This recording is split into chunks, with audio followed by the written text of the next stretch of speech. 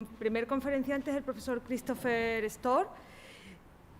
Voy a hacer una presentación muy breve sobre su investigación para aquellos que no le conocéis. El profesor Storr trabaja sobre todo el mundo moderno, España en el mundo moderno. En particular se ha centrado, su último libro trataba sobre Felipe V y el resurgimiento de Spanish Resurgence, sobre el resurgimiento del poder español en el siglo XVIII.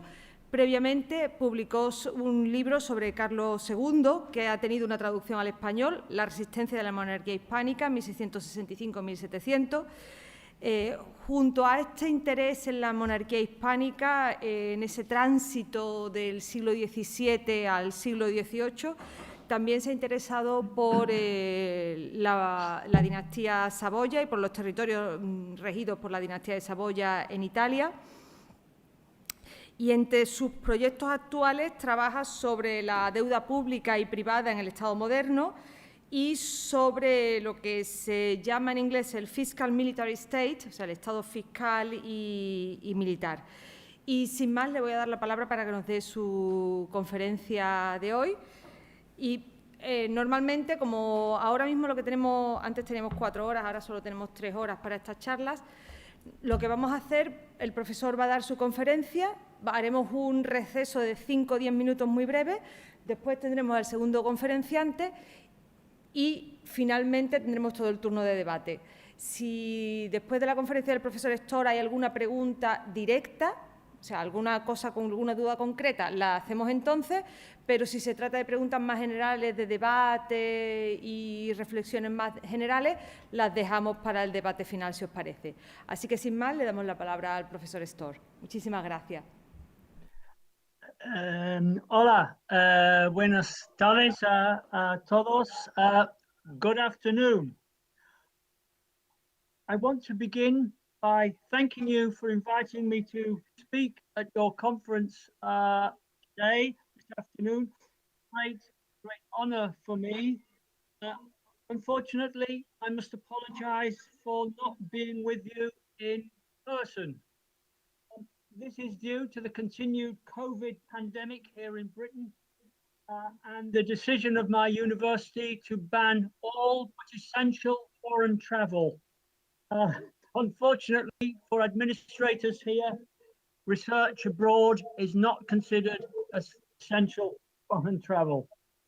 I particularly regret not being able to visit Seville, which I last visited to do research in Casa Pilatos in the Medina Theli archive many years ago. Returning to Seville would be an opportunity to see again what a splendid city it is, but also to meet again and chat with some of you whom I have met in Madrid, at Simancas and elsewhere. There will be other opportunities for this, I hope. I also regret not being able to visit Seville because it would be an opportunity for me to explore local archives, including the Archivo General de Indias, with a view to exploring the subject of my paper today, the political culture of Spain in the reign of the last Habsburg, Carlos II. In the last 2 years, I, like many of you, I think, have been able to do little more than reread transcriptions and photocopies acquired over many years in Madrid and at Simancas, and from other local archives in Spain, as well as some further material found on Paris, and to think a little more about what that material reveals. To revisit that material is, of course, not such a bad thing to do, so that there is something to be grateful to the lockdown for, that is, going over old material not read for many years. I've also been doing a little reading about English history in the later 17th century, in part because it was available, accessible, and we as researchers have to adapt to the circumstances we find ourselves in. We have to be flexible. But also, reading this English material, I was making a virtue of necessity in order to get some sort of comparative perspective on the Spain of Carlos II. I hope that you will think that in adopting the comparative method recommended by that great annal historian Mark Bloch, I have spent my time well. One final point. I must apologize to you for speaking today in English. After so many years visiting Spain, reading Spanish manuscripts and books, watching Telediario, and meeting and chatting with Spaniards, my Spanish ought to be much better than it is. But sadly, it is not, and I ask you to indulge me. I hope that these opening words of mine have enabled you to get used to my voice, my English, my intonation, my pronunciation, so that it will be a little bit easier for you. Now, I've already said something about method. Manuel Herrero explained to me that the focus of these seminars is method. So I thought it might also help to explain the origin of my paper. I've long been working, as Natalia explained, on the reign of Carlos II, although recently I've been thinking about a bigger study of the long-term evolution of what we know as the Spanish Antiguo Régimen and the place in it of the reign of Carlos II. More narrowly, in 2019, I co-authored with Raffaella Pilo of the University of Cagliari in Sardinia an introduction to a collection of short studies of a number of councillors of state appointed by Carlos II towards the end of 1699, and which was published in the journal Espacio, Tiempo y Forma. In that introduction, we very briefly articulated some ideas in response to both more recent developments in the historiography, and here I have in mind the notion of the polycentric monarchy, but also an older historiography regarding the Spanish nobility in the early modern era, more specifically the later 17th century. And finally, but by no means last, in explaining the origins of this research paper, during the lockdown, I read a collection of essays published in 2017 in honor of Richard Kagan. This is entitled The Early Modern Hispanic World, Transnational and Interdisciplinary Approaches, edited by Kimberly Lynn and Erin Rowe. In his contribution to that collection, John Eliot, J.H. Eliot, praises the contributors and their mainly cultural approaches. But he also comments on the lack of essays in that collection on the politics of Habsburg Spain. He goes on to suggest that we need a new synthesis of that political history. His observation reflects the fact that the political history, narrowly conceived political history, of early modern Spain has been relatively ignored in recent decades, although it has, of course, been reinterpreted in interesting ways by historians like Ruth Mackay, reading traditional and well-known sources in a way we might call reading against the grain, for example, in her book, The Limits of Royal Authority, published in 1999. My paper is perhaps better titled Aspects of Spanish Political Culture in the Reign of Carlos II, because there are a great many subjects which you might be expecting me to discuss, but which I am not going to say anything about, although what I say may have implications for them. So I'm not going to talk about the minority of Carlos II and regency of Mariana of Austria, or about the role of Carlos II's two consorts, or about the foral or neo-foral system, or finally about the system of valimiento. Instead, I want to look at some general characteristics of the political life of the reign. I ought also, I think, to explain my use or understanding of the concept of political culture, because as I'm sure you're aware, misunderstandings about concepts and their meanings can be a source of great confusion in our research. I use the term in the singular, culture, not cultures, because I don't want to get into a confusing discussion of plural or contrasting cultures. I'm using the term political culture essentially as a very basic way to describe the framework within which politics is conducted. I'm also, I'm using it essentially, my focus is a means to explore political stability. And now this is because any political history of Habsburg Spain and the reign of Carlos II ought, I think, to acknowledge the remarkable political stability which characterized Carlos II's Spain. Now, you might be surprised by that assertion.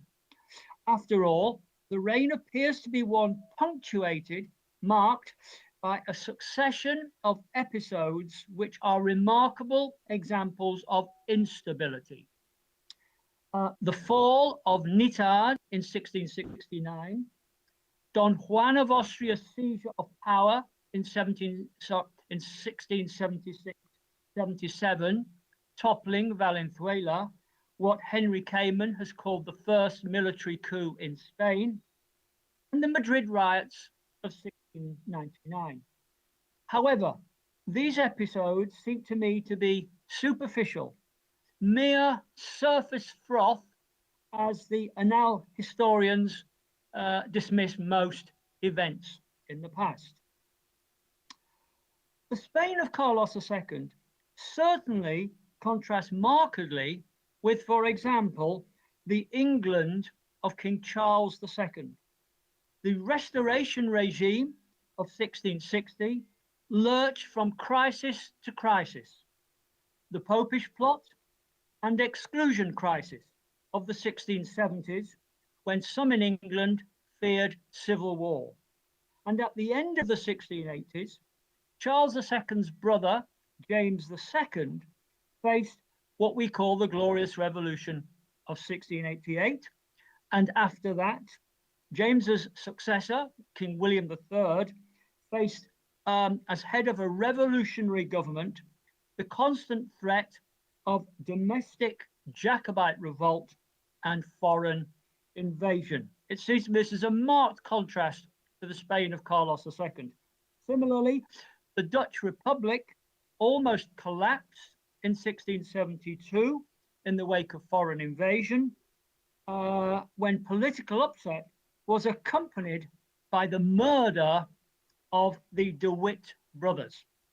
Nothing of the sort happened in the Spain of Carlos II, where ministers who fell from power were merely banished from court, and where there was not the widespread purge of local officials of the sort associated with changes of regime in England before England or Britain achieved stability in the era of Robert Walpole. Of course, there were ups and downs. Stability was more obvious at some times than at others in Spain. So, for example, the 1680s, the decade of Medina Celi, appears to me the most stable in the reign of Carlos II. But more important is that basic stability, which was founded on, but also underpinned, Spain's political culture under Carlos II. Now, that stability is often seen through the lens of what is called foralism or neo-foralism.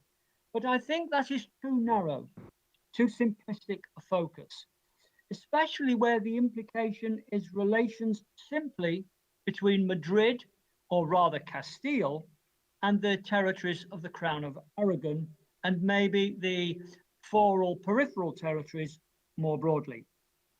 too narrow because Castile itself, indeed all the territories of the global monarchy, comprised a great many foral, and by that I simply mean privileged, communities whose traditional privileges were being constantly reshaped and negotiated throughout the Ancien Regime, the Antiguo Régimen. The existence of and respect for those privileges by ministers ensured a basic confidence and trust between, for example, the town councillors of Burgos and ministers in Madrid. Something evident in the minutes of the meetings of the regidores of Burgos in Carlos II's reign. There was nothing here of the sort of distrust, suspicion between the political nation on the one hand and the ministers and the crown on the other, which dogged the politics of Restoration England. Nor was Spain troubled by the religious issues which so divided English and, dare I say it, I live in Scotland, Scottish society at the time. On the whole, the political culture of Spain, and I think we can broaden this out to society across the global Spanish monarchy, was broadly, and I accept that I'm speaking very, very broadly here, integrated and loyal. So political culture, as I've already said, I'm using the term here as essentially a means to describe the broad framework within which politics happened in Carlos II's Spain. That is the mixture of formal institutions and laws, the attitudes or mentality, to use the anal expression, the conventions, customs, and practices within which politics was conducted. Politics was simply the forging of policy, including the struggle for power within that framework. Now, there are various ways, I think, of looking at that culture. The traditional focus in the reign of Carlos II, in part because there seemed to be few alternatives, is the royal court, the focus of what until quite recently has been the most frequently consulted and cited work on the reign, the work now quite old of the Duque de Maura. There are good reasons for this focus on the court. After all, the Castilian Cortes was not summoned, although of course it, or rather the relatively small number of Castilian voting towns, were frequently consulted on, for example, the prorogation of the millones, or to secure approval of breaches of the conditions of the millones grants. The court, of course, was also the residence of the many foreign diplomats, and there were a lot of them in Madrid, whose reports are so useful to us, but whose reports perhaps distort our perception. Now, I'm going to come back to the court a little bit later, but I just want to identify some other locations or sites of political activity. So we have clashes within the ruling councils of the Cortes voting towns, clashes between those towns, for example, Seville, and their subordinate communities, the communities within their jurisdiction, over all sorts of issues, not least the distribution of taxation. Now, these are political venues, but what about issues? Now, one of the, we might look for debate about foreign policy issues.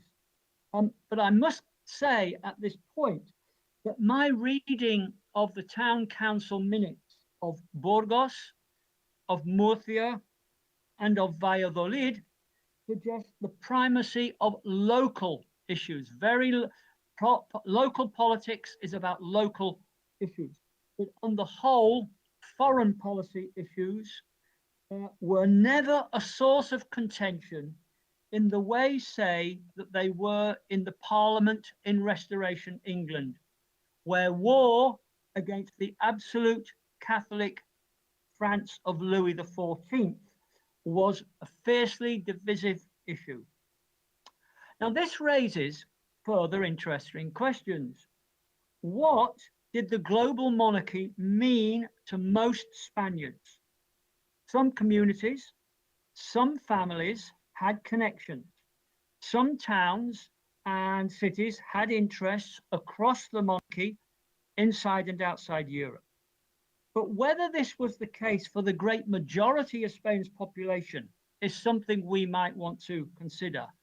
And by the way the history of Spain and Spanish America are traditionally taught in the Spanish universities, I think prevents us from seeing links between Spain and Spanish America. Now, I want now to turn to attitudes, what the now historians call mentality. And among the issues which I think is really difficult for us to explore is opinion, public opinion. Now, quite apart from the challenges associated with the conceptualization or definition of opinion, are those of thinking about how we then go on to explore it. Historians of 17th century Spain have long been interested in the extensive satirical and related material generated during the reign of Carlos II and before it. But while there has some excellent work been done on this material and on efforts to what we might term rebranding of Carlos II, that is to put out propaganda in favor of the king and his image, the exact significance of this material remains in most respects unclear. Much attention has been devoted to the content of these satirical publications, but far less to its reception and its impact on attitudes and behavior. It may well be that despite all the attention devoted to it, this material has not undermined that fundamental loyalty and stability I referred to earlier. And we need more research into this topic, and we need to refine the method for evaluating the source material and its impact. We need to find out about how far beyond Madrid this material reached and how it was read and responded to, drawing on private correspondence, diaries, and so on. The reports of the corregidores, in Seville, of course, the assistente, might provide some information here, but ideally we would discover a Spanish Samuel Pepys or John Evelyn, whose diaries would offer us a fascinating insight into the late 17th century Spanish mind. The same problem, of course, applies to sermons, the sermons delivered in church, which have also been honed in on as offering us an insight into political attitudes and the way they are molded. We also need to identify other means of getting at mentalities, at mindsets or attitudes. During the lockdown, I looked over a number of consultas of the Council of State, hoping to find out what they revealed of the ways of thought of the ruling elite. But of course, they are very limited. For one thing, this is a very narrow group of people, a very narrow group in terms of its social origin. But more important, the consultas of the Council of State rarely give any insight into broader attitudes and thinking. The councillors of state were most of the time wrestling with very specific pressing immediate issues with no time to spare for wider contextualization or meditation. I'm very interested to know whether any of you have different experiences in your reading of the official record of this period. So what should we do then to discover attitudes towards politics in Spain in this period? I think we have to identify a wider range of sources where a broader sector of the population was interrogated or interviewed or otherwise articulated a general worldview. And here I'm thinking of things like Inquisition cases, where among the general interrogation, views are articulated about the individual's view of the broader society and politics, or petitions to the king, or wills or testaments. And where the source does not immediately or obviously articulate a broad view of what might be called the political situation, we might want to adopt the method of what has been called reading against the grain in order to tease out the political implication of the source. Okay, it's time I turn to the concept of the polycentric monarchy. In recent years, the notion that the Spanish monarchy was polycentric has gained widespread acceptance. This new concept has been developed in large part as an alternative to, on the one hand, the older Weberian idea of a centralized and centralizing state, but also on the other hand, to John Eliot's hitherto very influential suggestion that the same collection of territories, the global Spanish monarchy, should be regarded as, and I'm sure you're all very familiar with this, a composite state. Now, this is an important new insight with significant implications for the relationship between the various parts of the monarchy, for its identity and for its functioning. Now, I'm tempted to say that it helps explain the failure of the Messina revolt of the 1670s, since Messina's long-running rival center in Sicily, Palermo, failed to support the revolt. So this rivalry of centers within Sicily explains the triumph of the authorities in Madrid over the Messina revolt. Now, of course, others might argue against me that it was Sicily's polycentricity, if I can put it that way, which produced the revolt in the first place. That enmity between Palermo and Messina actually helped bring about the initial revolt. Now, this ambiguity suggests that the concept or method needs further refining. One thing we might want to think about is whether centers are simply thought of as geographical entities, cities and territories or regions, or might institutions, corporations be thought of as centers? For example, the Mesta. Was there a hierarchy of centers? And how did the various centers see and relate to each other?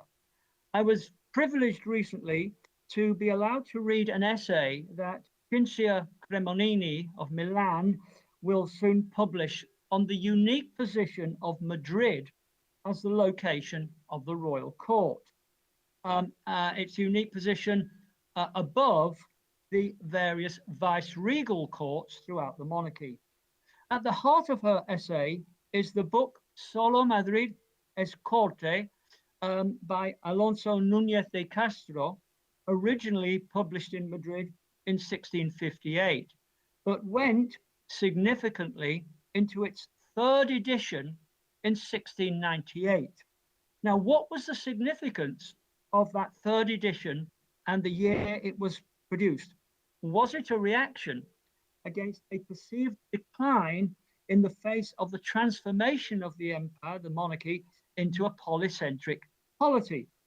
Was Madrid being bypassed as other centers? established connections independently of the capital. So how many of these centers were there? Was Burgos, a Cortes voting town, a center in the same way as was Mexico City, a seat of viceregal government? Various other questions suggest themselves. What was the local response in these centers to crises at court in Madrid? What speculation was there any, in Milan, in Cagliari, in Lima, in 1669 to the fall of Nitar, in 1676-77 to the coup which toppled Valenzuela, to the dismissal of Oropesa in 1691. You get the idea. But more important, especially for a historian of late Habsburg Spain, who has for some decades been drawing on the riches of Simancas, is the question, what does the polycentric model mean for the Concilia system of the Habsburgs? Now, those many councils sitting in Madrid have traditionally been seen as the hub of the global monarchy.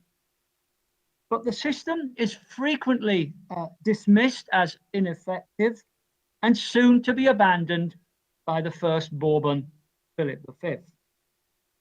But I want to suggest that the polycentric model vindicates the role of those central councils, not so much as agents for imposing the will of the center on the periphery, but as the crucial point for gathering information and for negotiation with the many centers, and consequently for the coordination of policy and strategy across the whole monarchy.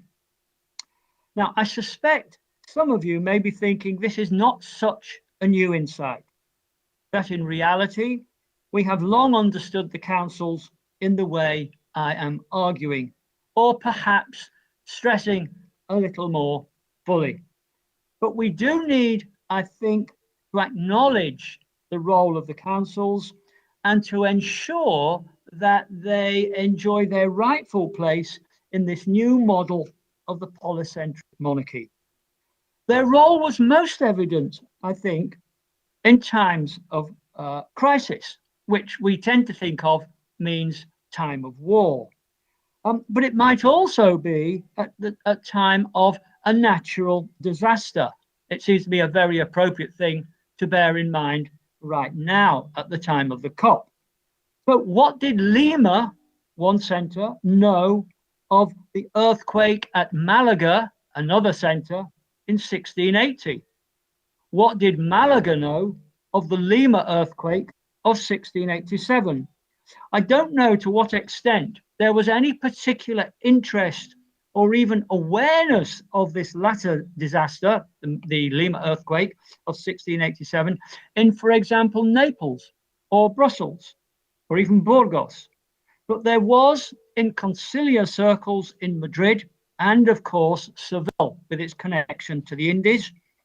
And it would be here where some effort might be made to draw on what we think of as institutional memory, by which I mean, of course, the archives, and on the experience of other similar disasters in the past, and to coordinate across the monarchy, if necessary, appropriate emergency relief measures. But the polycentric model also, I think, obliges us to look at what else bound or might bind the many centers outside Madrid to the court, especially where the sale of office, venality, was loosening the control exercised from Madrid, not least, of course, in the distant Americas. Now, this is where the approach of those for whom the crucial cement of the monarchy was Mercedes comes into play. This distribution of Mercedes has long been seen as a very important means of binding subjects, regions to the monarchy.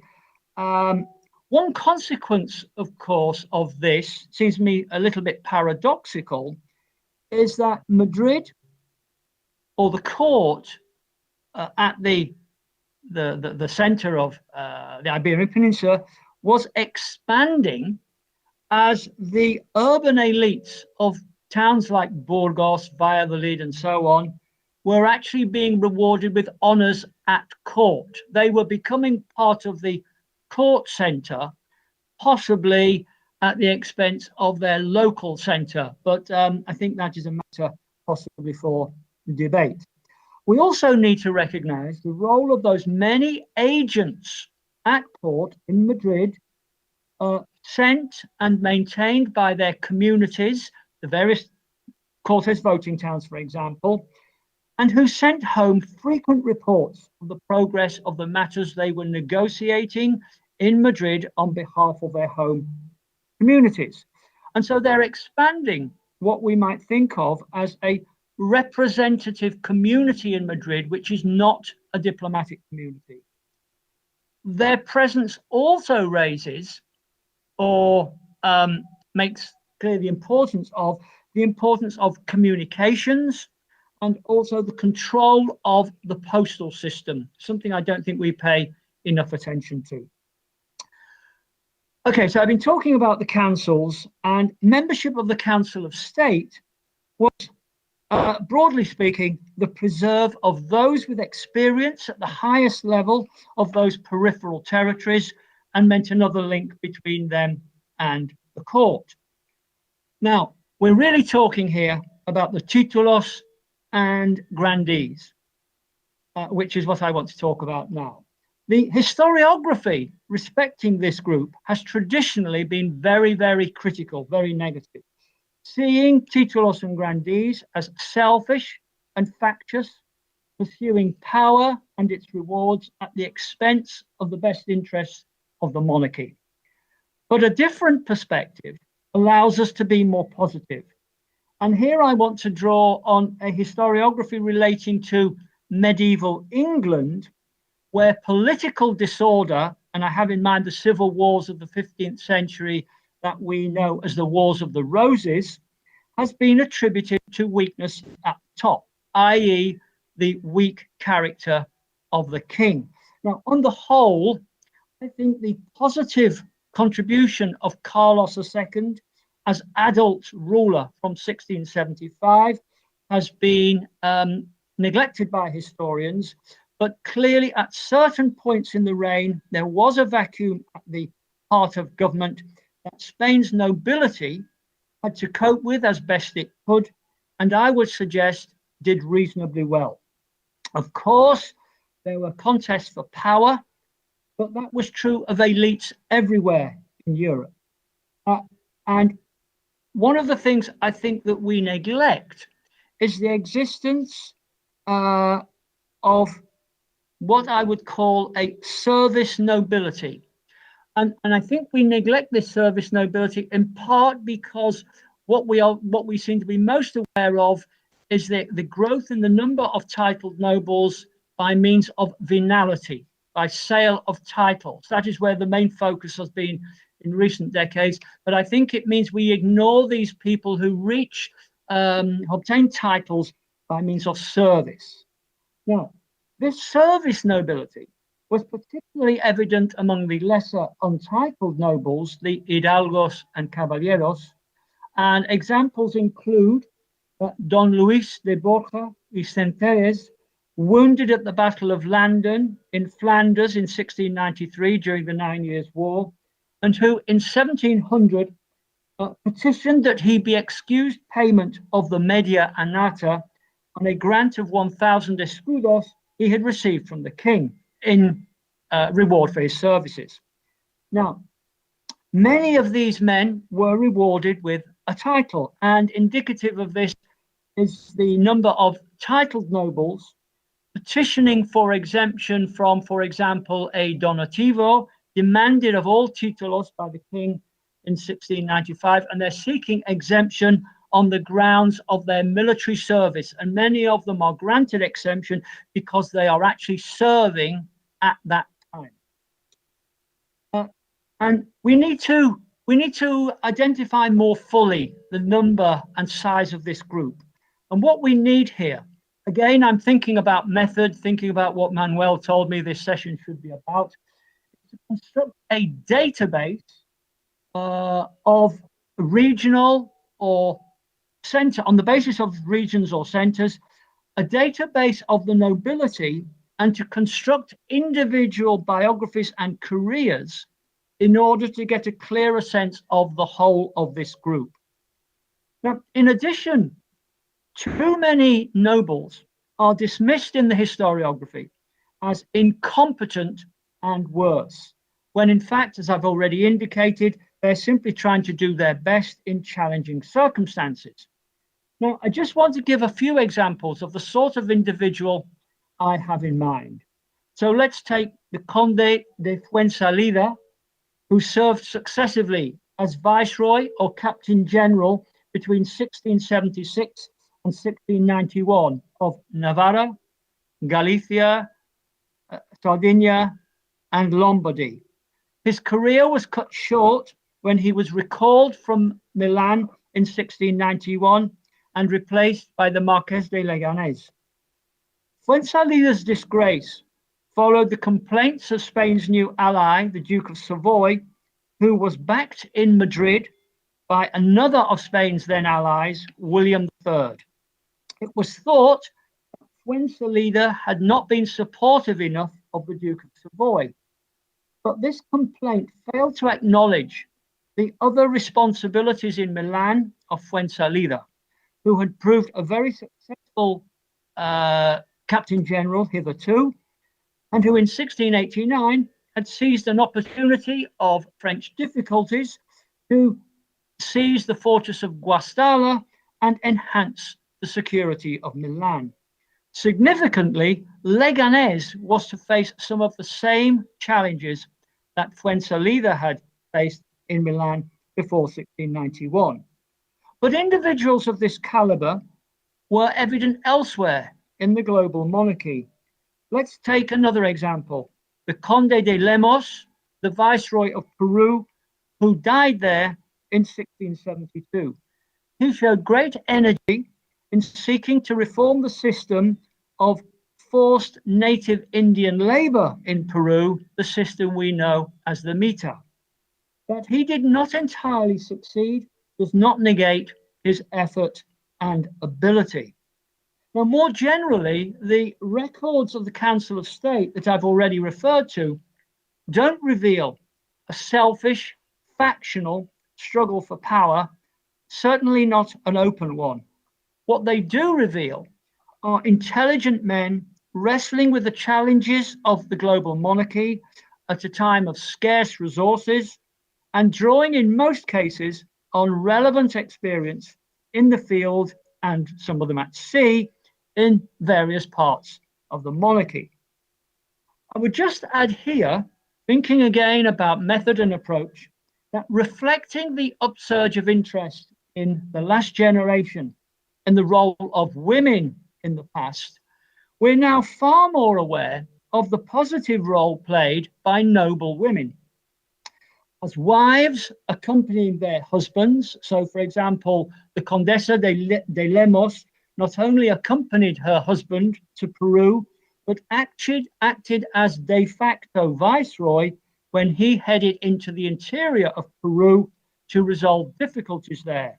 But they also acted as wives, remaining at home while their husbands were absent as viceroys, generals, and governors, managing the estate, maintaining contacts with key figures at court, or as widows, raising children who were minors, and again, looking after the estate.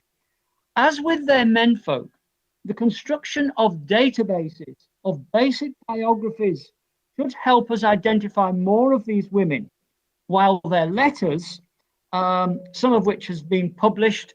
One example is the correspondence of Doña Elvira de Toledo, Condesa de Galve, who corresponded with her brother-in-law, the Duke of Pastrana and Infantado, during her husband's period of office as Viceroy of Mexico between 1688 and 1696. And this correspondence of these noble women should reveal a great deal about the public life, their public and private persona in this period. Okay, I'm going to come to a conclusion you will be delighted to learn.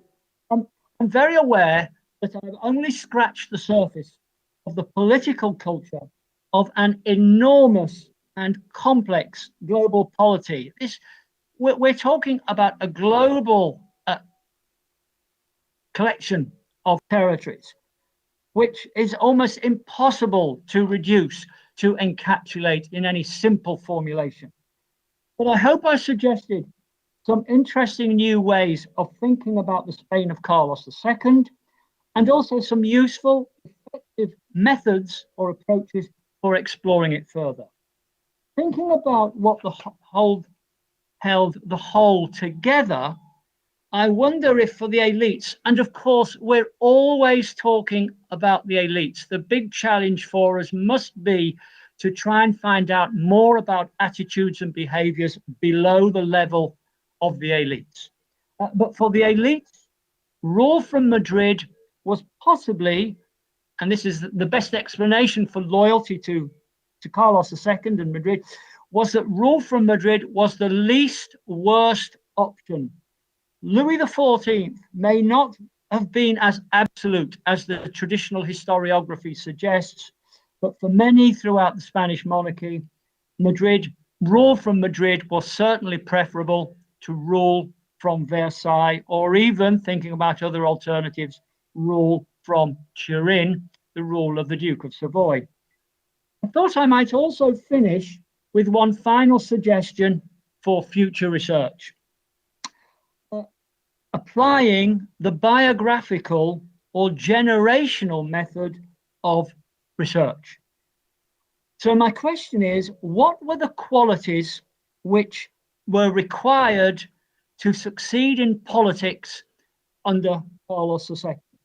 Now, in order to answer this question, I think we need studies of individual careers, individual biographies of a number of people who all reached adulthood around 1660 or 1670, and who prospered throughout the reign, surviving all the different regimes of the Validos.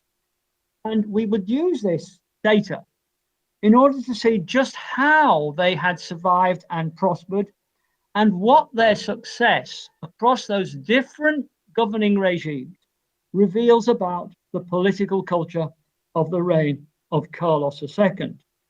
Well, thank you for your attention, your indulgence, and finally, your patience. Thank you.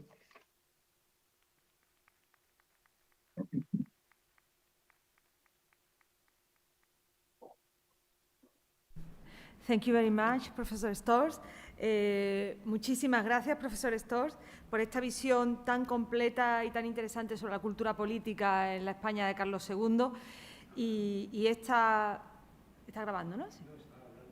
No. Y esta última pregunta, ¿no? ¿Qué cualidades se necesitaban para triunfar en política en la época de Carlos II? Esta pregunta que ha lanzado ahí y que queda abierta a futuras investigaciones.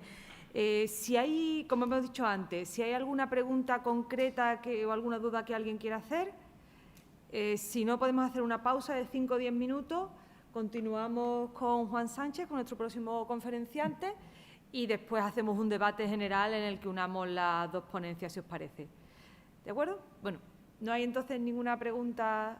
Bueno, pues entonces ahora hacemos un descanso de 5 o 10 minutos. Muchísimas gracias y volvemos Muchísimas gracias. A seguir ahora con nuestro segundo conferenciante. Muchísimas gracias. Muchísimas gracias. Voy a...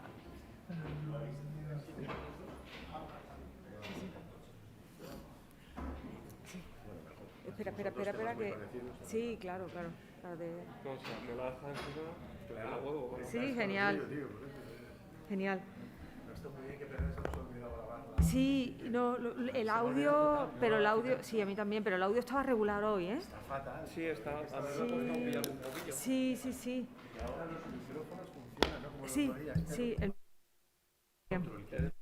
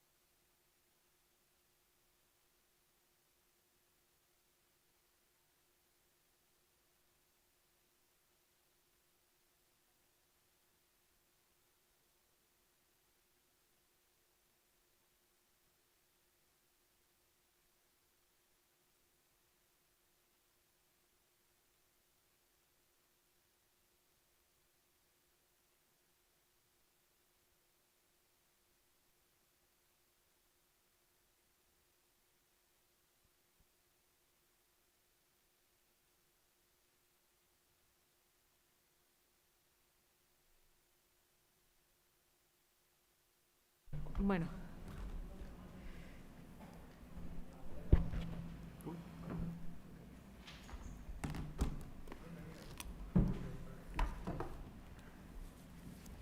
Bueno, bienvenidos. Pues retomamos nuestra sesión con Juan Sánchez García de la Cruz, que es nuestro segundo ponente de hoy. Como los que ya habréis venido alguna vez al ciclo sabéis, y los que no, pues los que estáis nuevos, pues os lo explicamos.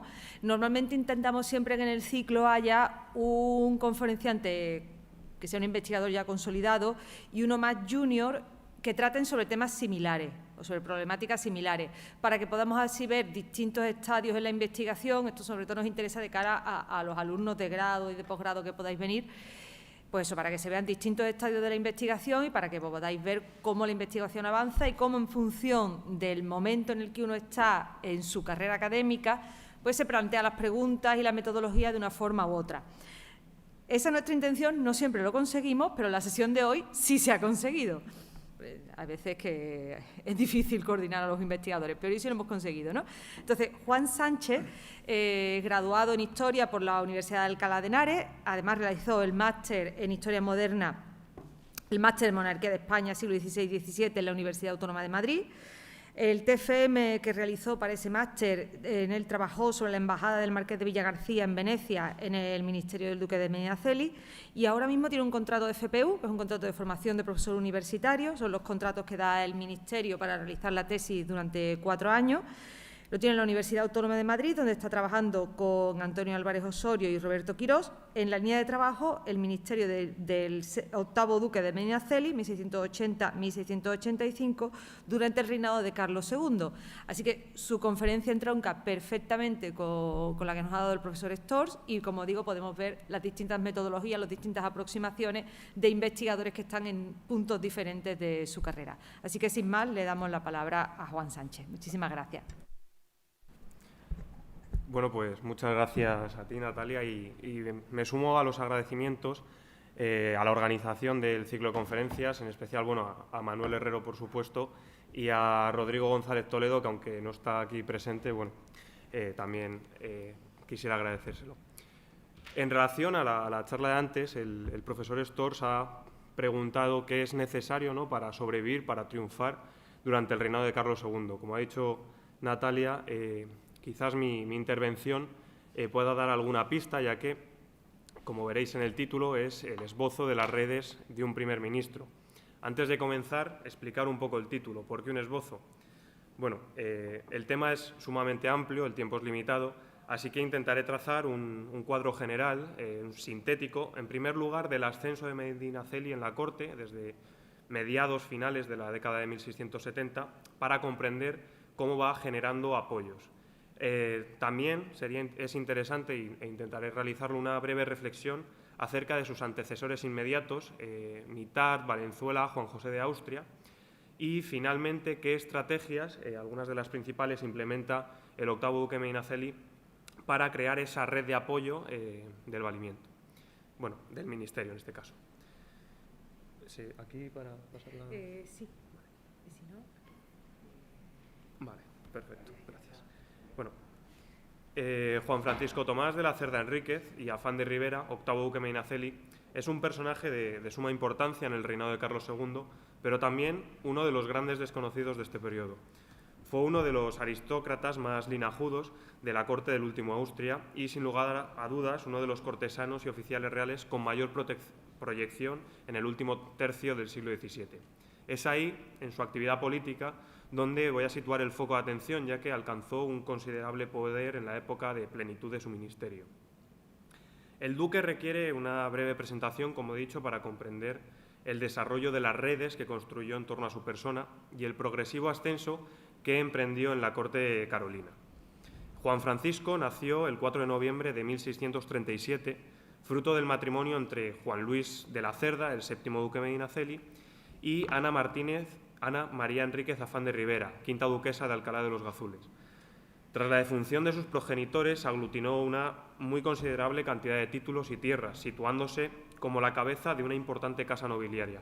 No en vano se decía, y abro comillas, que el presente duque de Medinaceli es poseedor de tantos y tan grandes estados que difícilmente se hallará en Europa vasallo de tan gran poder, de más alta representación por la sangre ni de mayor autoridad por las alianzas. Además, su posición se vio reforzada gracias a su matrimonio en 1653 con Ana Catalina Aragón Folt de Cardona, la única hija de la duquesa de Lerma, a la sazón, por tanto, octava duquesa de Segorbe y novena duquesa de Cardona, por lo que se convirtió Medinaceli en cuñado del séptimo marqués del Carpio, el hijo del valido de Felipe IV. Parece, por tanto, que Juan Francisco de la Cerda tenía más derecho que nadie a encabezar el gobierno de la monarquía a inicios de la década de 1680, ya que, en palabras de Alistair Malcolm, el octavo duque Medinaceli podía considerarse el heredero político de Luis de Haro y del conjunto de nobles y ministros que con él se relacionaron. No cabe duda que la sombra de Haro, a pesar de su muerte en 1661, era aún alargada debido a los enlaces que había tenido con linajes como los condes de Benavente, los duques de Medina Sidonia, de Pastrana, de Alba, etc. Siguiendo esta línea, es sumamente importante remontarse a los orígenes remotos del linaje de la Cerda. A comienzos de la década de 1680, Gaspar Ibáñez de Segovia, el marqués de Mondéjar, realizó un estudio sobre los ascendientes del duque, titulado Grandezas de la Casa de Medinaceli, en el cual demostraba cómo Juan Francisco era descendiente lejano de los reyes medievales, tanto castellanos como aragoneses. Esta obra, lejos de ser un inocente ejercicio genealógico, aparecía como una herramienta para dar a reconocer su prestigiosa memoria del linaje y aportaba otro argumento más para afianzar el ascenso de Medinaceli en la corte y así mostrarse, por tanto, como un candidato idóneo por tradición y por sangre para desempeñar los más altos oficios que el rey pudiese dispensarle. Esta importancia de la ascendencia ha sido un aspecto fundamental en lo que concernía a la designación de cargos en el entramado institucional de la monarquía.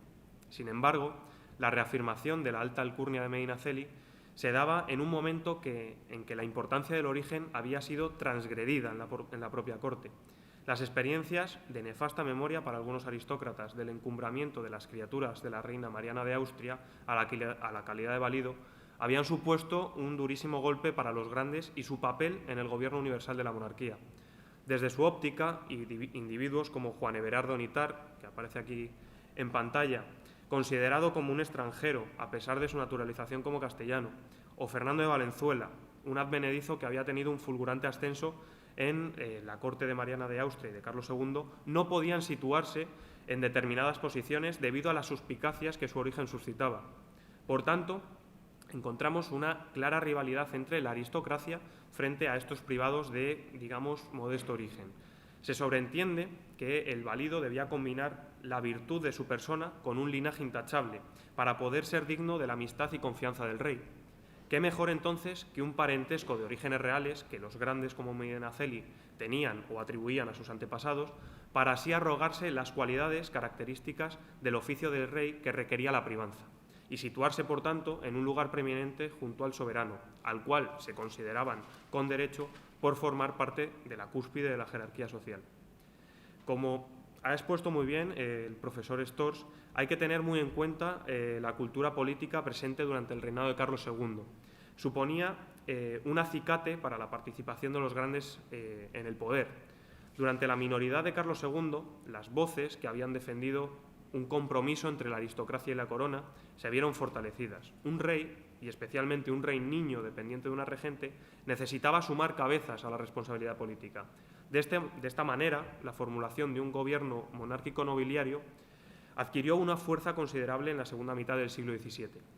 En términos políticos, desde 1665 se percibía claramente que el poder se inclinaba hacia la aristocracia, sobre todo si se tiene en cuenta el sistema diseñado por Felipe IV, que debía regir sus posesiones tras su muerte.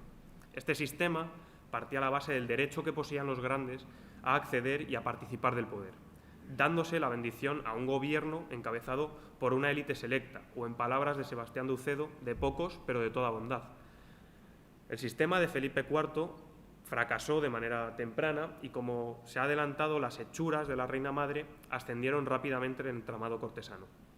Curiosamente, la minoría de edad del rey, que a priori tenía que ser el ambiente adecuado para que la nobleza despegase y aumentase su poder en el gobierno de la monarquía, no fue así. Sin embargo, la aparición de las figuras catapultadas por Mariana supusieron un reto de primera magnitud para los grandes castellanos que vieron su posición y su ambición amenazada. Ante esta situación, digamos, atípica, buena parte de la nobleza reaccionó posicionándose en contra de Nitar y posteriormente de Valenzuela.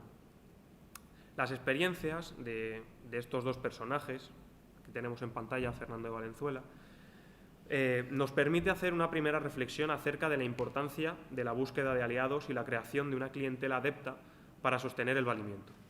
Al confesor de la reina madre puede considerársele a todas luces un válido frustrado, en tanto que no consiguió hacer prevalecer su criterio en los asuntos de Estado y, también es un punto a destacar, no logró crear una red de influencias sólidas en la corte. El caso de Valenzuela es sustancialmente diferente, pero refleja también la importancia de los aliados en un entorno cambiante y complejo como la corte. El duende de Palacio hizo ímprobos esfuerzos por construir una red de aliados que apoyasen su posición, pero sus poderosos detractores y su inestable posición lo abocaron finalmente a una caída. No cabe duda que Valenzuela, entre 1674 y 1675, asumió el protagonismo en la distribución del patronazgo regio, muy vinculado al entorno de Mariana por aquel entonces. Sin embargo, su objetivo de pasar a tener un cometido fundamental en las labores de gobierno de la monarquía se vio obstaculizado y finalmente frustrado por la oposición de gran parte de la alta aristocracia. Para lograr ese salto a la esfera de gobierno, la reina procuró que lograse el afecto y la confianza del rey, de tal manera que pasase de ser una criatura de Mariana a ser un válido del rey. Este intento fue bloqueado decisivamente por lo que podríamos decir el partido del monarca. Tras la creación de la Casa del Rey en 1674 se habían aglutinado en torno a él algunos aristócratas interesados en la oportunidad que abría la mayoría de edad del soberano. Estos hombres podían tolerar a Valenzuela como un medianero de la gracia regia, pero como una situación extraordinaria que se disolvería cuando el rey comenzase su gobierno. Sin embargo, la persistencia de la reina y de su partido y sus adeptos en continuar el encumbramiento de Valenzuela provocó una situación de tensión crítica en la corte y especialmente, sobre todo, tras la concesión de la grandeza a Fernando de Valenzuela. La obtención de esta última dignidad fue un durísimo golpe para la alta nobleza que vio como un título que había sido reservado para una pequeña élite se denostaba por serle concedido a un advenedizo que lo había alcanzado de una manera para ellos cuestionable. Para la aristocracia, Valenzuela había quebrado un principio básico del equilibrio político. El válido debía serlo por sus servicios, algo que se reflejaba en la grandeza, no grande por ser válido. Entre los que se oponían al duende encontramos algunos de los cortesanos y aristócratas más influyentes del momento, como el presidente del Consejo de Castilla, el conde de Villaumbrosa, el secretario del Despacho Universal, marqués de Mejorada, y, por supuesto, el sumiller de Corps, el duque de Medinaceli. No se puede olvidar que entre los detractores también estaban los que se llamaban malcontentos y a don Juan José de Austria, por supuesto, el hermano del rey, y una figura fundamental en la caída de Valenzuela. De hecho, es Juan José, el hermano de Carlos II, el que toma la acción directa para acabar con el fulgurante ascenso de don Fernando, de tal manera que ordenó que fuese prendido, lo desterró y emprendió lo que podríamos llamar una purga, un reajuste de aquellos que se habían decantado por el válido caído en desgracia. La carrera fallida del duende de Palacio permite subrayar la idea expuesta hasta ahora, la necesidad de construir una red de aliados y clientes capaces de apuntalar el poder y la influencia del válido del ministro de turno. Para ello, por tanto, no solo bastaba con lograr ejercer el dominio sobre la gracia del patronato regio, se tenía que conseguir el apoyo de parte de la nobleza o al menos evitar su confrontación directa.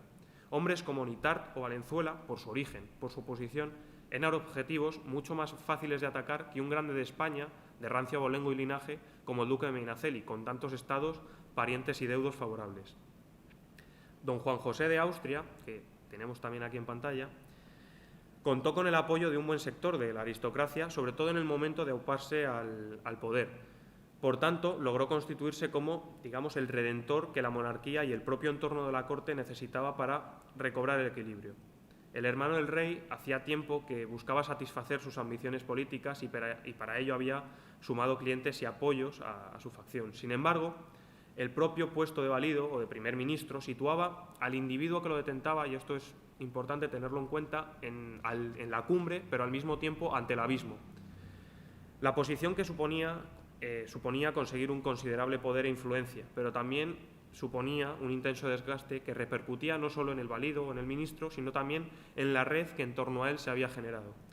El aumento de oposición hacia su persona era síntoma del progresivo debilitamiento de su posición, lo cual ha llegado a plantear que si Juan José no hubiese muerto de manera temprana, habría sufrido una caída como sus antecesores.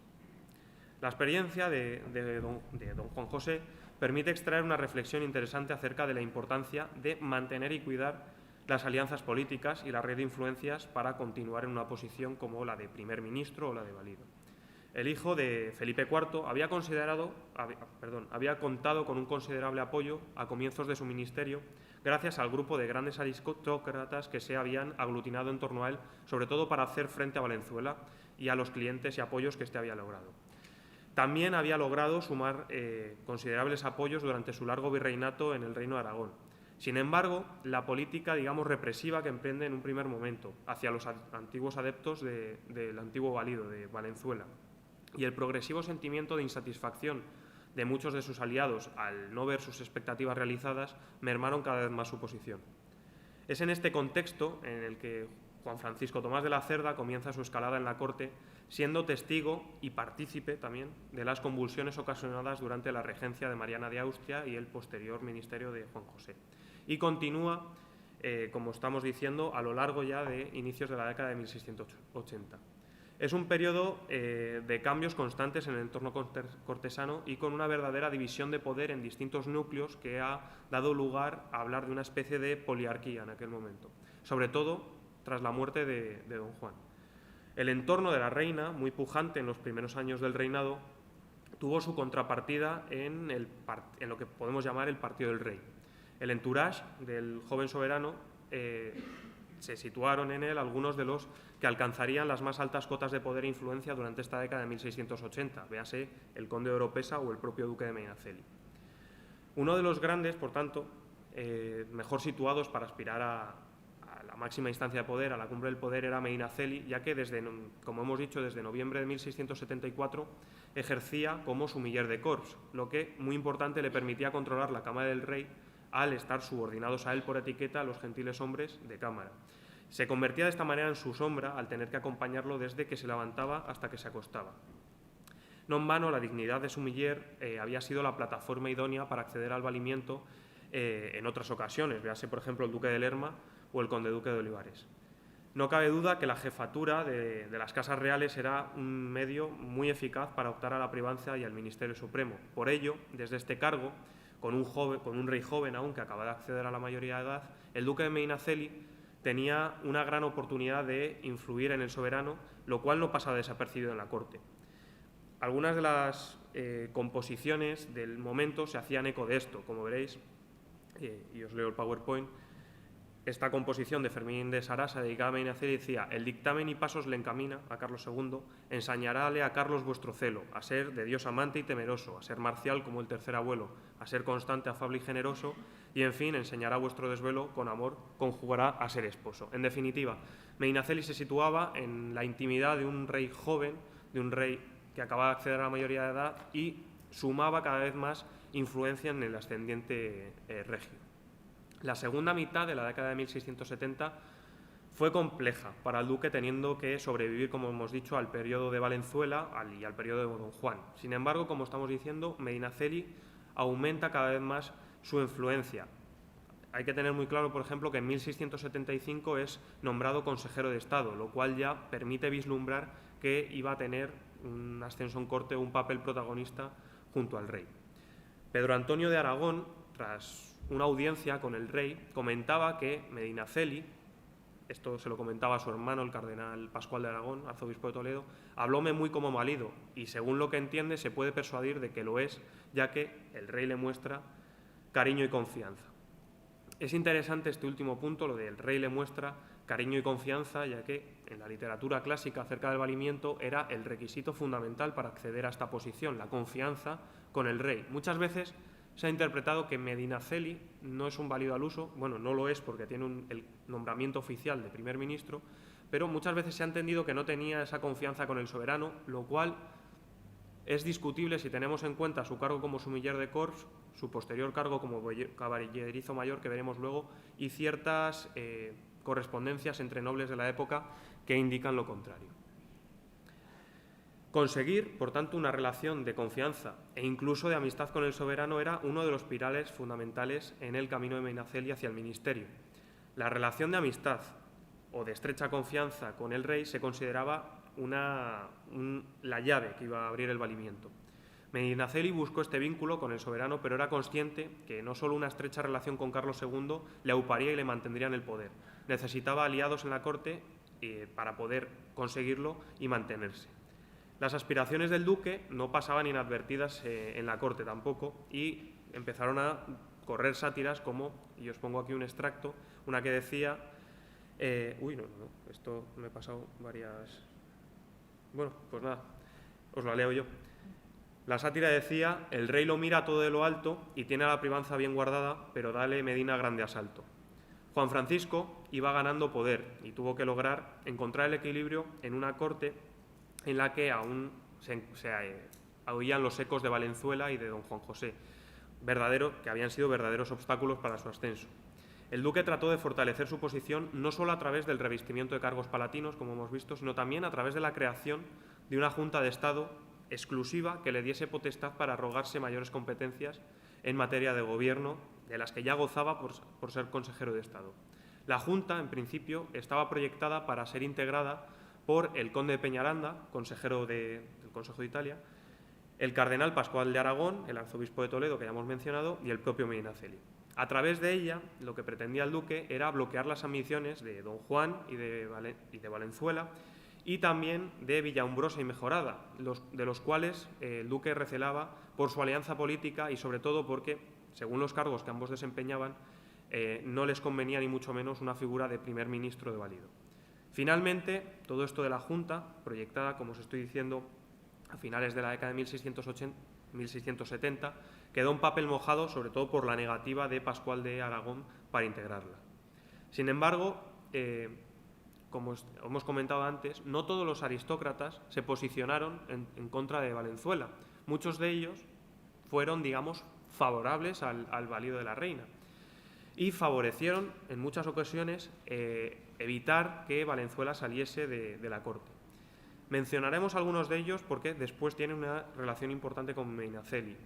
Algunos de estos eran el almirante de Castilla, que era caballerizo mayor del rey en aquel momento, el duque de Albuquerque, que era mayordomo mayor de Carlos II, y tampoco se pueden obviar algunos devotos de la reina como el marqués de Astorga, antiguo virrey de Nápoles, o el conde de Aguilar, coronel de la Guardia Chamberga.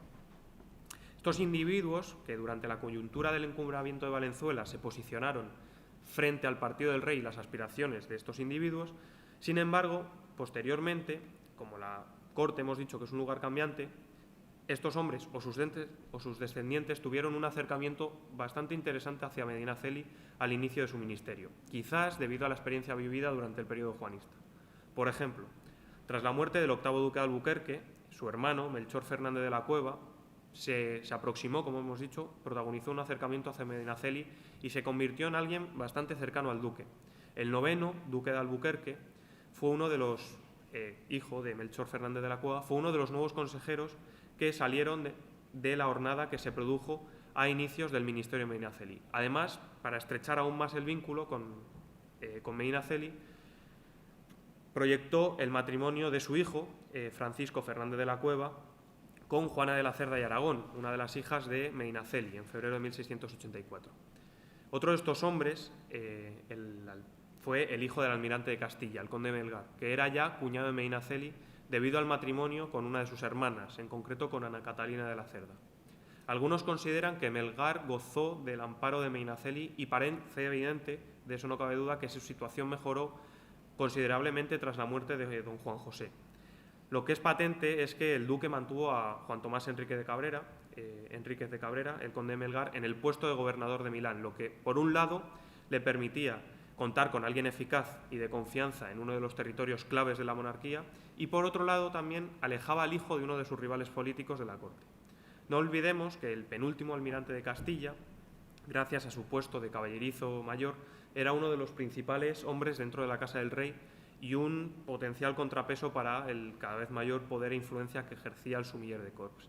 Sin embargo, en 1683 Medinaceli logra este puesto que hasta entonces había ejercido el almirante, lo que suponía ya, siendo caballerizo y sumiller, ser la verdadera sombra del monarca, tanto dentro como fuera del palacio, de tal manera que podía o tenía el control absoluto a la persona del soberano.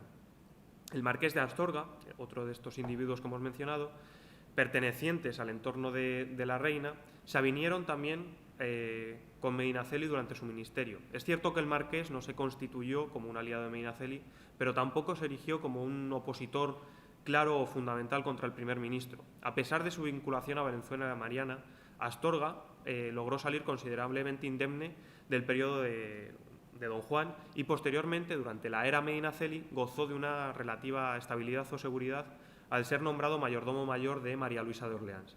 Aunque la reina consorte sí que es uno de los elementos fundamentales de oposición contra el duque de Medinaceli, parece que Astorga no entró directamente en la lucha política, quizás por su avanzada edad, podría ser una de sus explicaciones, o también por el parentesco que le unía a Medinaceli, ya que era su sobrino.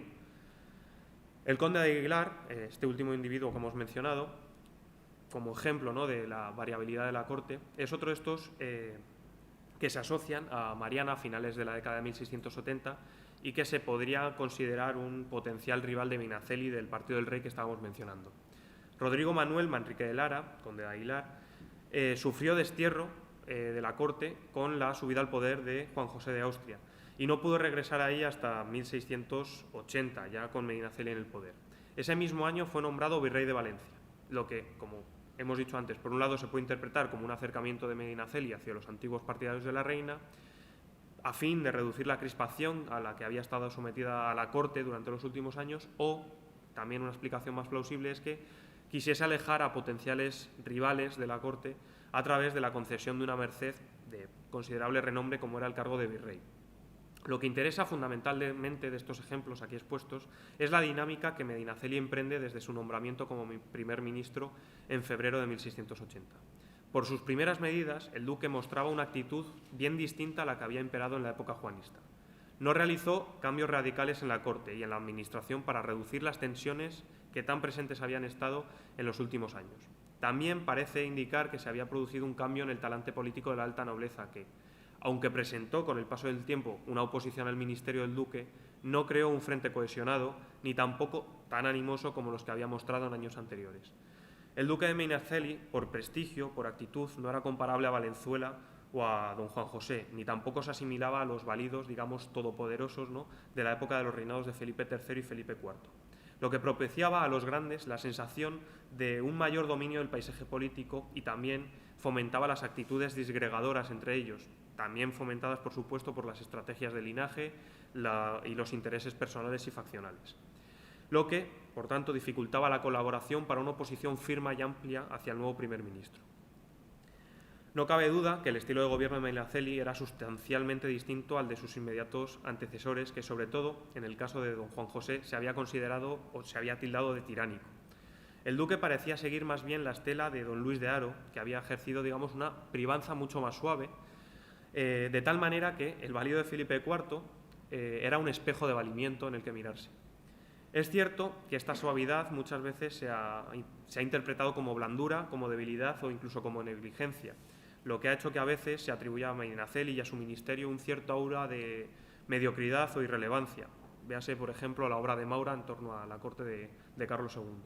Sin embargo, que el duque intentase lograr una amplia plataforma de apoyos y evitase provocar un nuevo ambiente de crispación en la corte a través de un ejercicio despótico de su cargo, no significaba que no intentase obtener beneficio político de su posición, como habían hecho otros hombres que gozaron de ella antes que él. Teniendo esto en cuenta, Medinaceli reproduce viejos patrones que se ven en ministros o en válidos anteriores, como es la acumulación de cargos en su persona. Recordemos que, aparte de sumiller y caballerizo mayor, era consejero de Estado, consejero de guerra, capitán del Mar Océano y Costas de Andalucía, presidente del Consejo de Indias, es decir, tenía una considerable cantidad de cargos. También posiciona en lugares clave a sus parientes, a sus deudos y sus clientes, no solo para recompensar su lealtad y apoyo, también para controlar los resortes de gobierno necesarios para el desempeño de su cargo como principal ministro. el que pasaban obviamente las principales cuestiones de gobierno y así mantener su posición como mediador de la gracia regia. Sin embargo, Medinaceli no solo trató de atraer y mitigar los recelos de sus antiguos adversarios, también llevó a cabo una habilidosa política matrimonial, casando a su prole con alguno de los principales linajes de la monarquía. A través de sus numerosas hijas, el duque consiguió establecer una red de alianzas que le permitió estrechar vínculos con algunos aristócratas que serían de gran ayuda a la hora de sostener su posición. Y ahora toca. Una sátira del año 1684 hacía alusión a esta política matrimonial del duque de una manera bastante explícita, ¿no? El duque en este tiempo ha logrado para el ejército de sus hijas más desposorios que una parroquia. Esta crítica, si bien esta sátira es anónima, también tiene nombre y apellidos, en este caso por el duque de Osuna, que protagonizó un enfrentamiento bastante agrio con el duque de Medinaceli y, recluido en un momento en el convento del Carmen, en Madrid, escribía al confesor del rey en los siguientes términos. Decía: Medinaceli solo piensa en cómo ha de casar a sus hijas y cómo ha de aumentar su casa.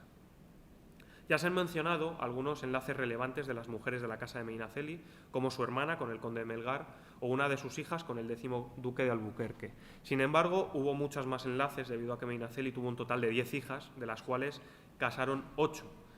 Mencionaremos algunos, los más relevantes, los que vienen aquí a caso, como el de su hija Antonia Basilia de la Cerda, que casó con el futuro 12º marqués de Astorga, Melchor de Guzmán y Osorio, sobrino, ¿no?, del anterior marqués que hemos mencionado, el 10º marqués de Astorga, el mayordomo mayor de María Luisa de Orleans. Las nupcias se produjeron en 1676, lo que acercaba al duque con este linaje y probablemente se constituyó otro de esos factores relevantes para evitar la animosidad de Antonio Pedro Sancho Dávila, ¿no?, el mayordomo de María Luisa. Otro enlace a considerar fue el del tercer marqués de Solera, Diego de Benavides y Aragón, en 1682 con Teresa María de la Cerda.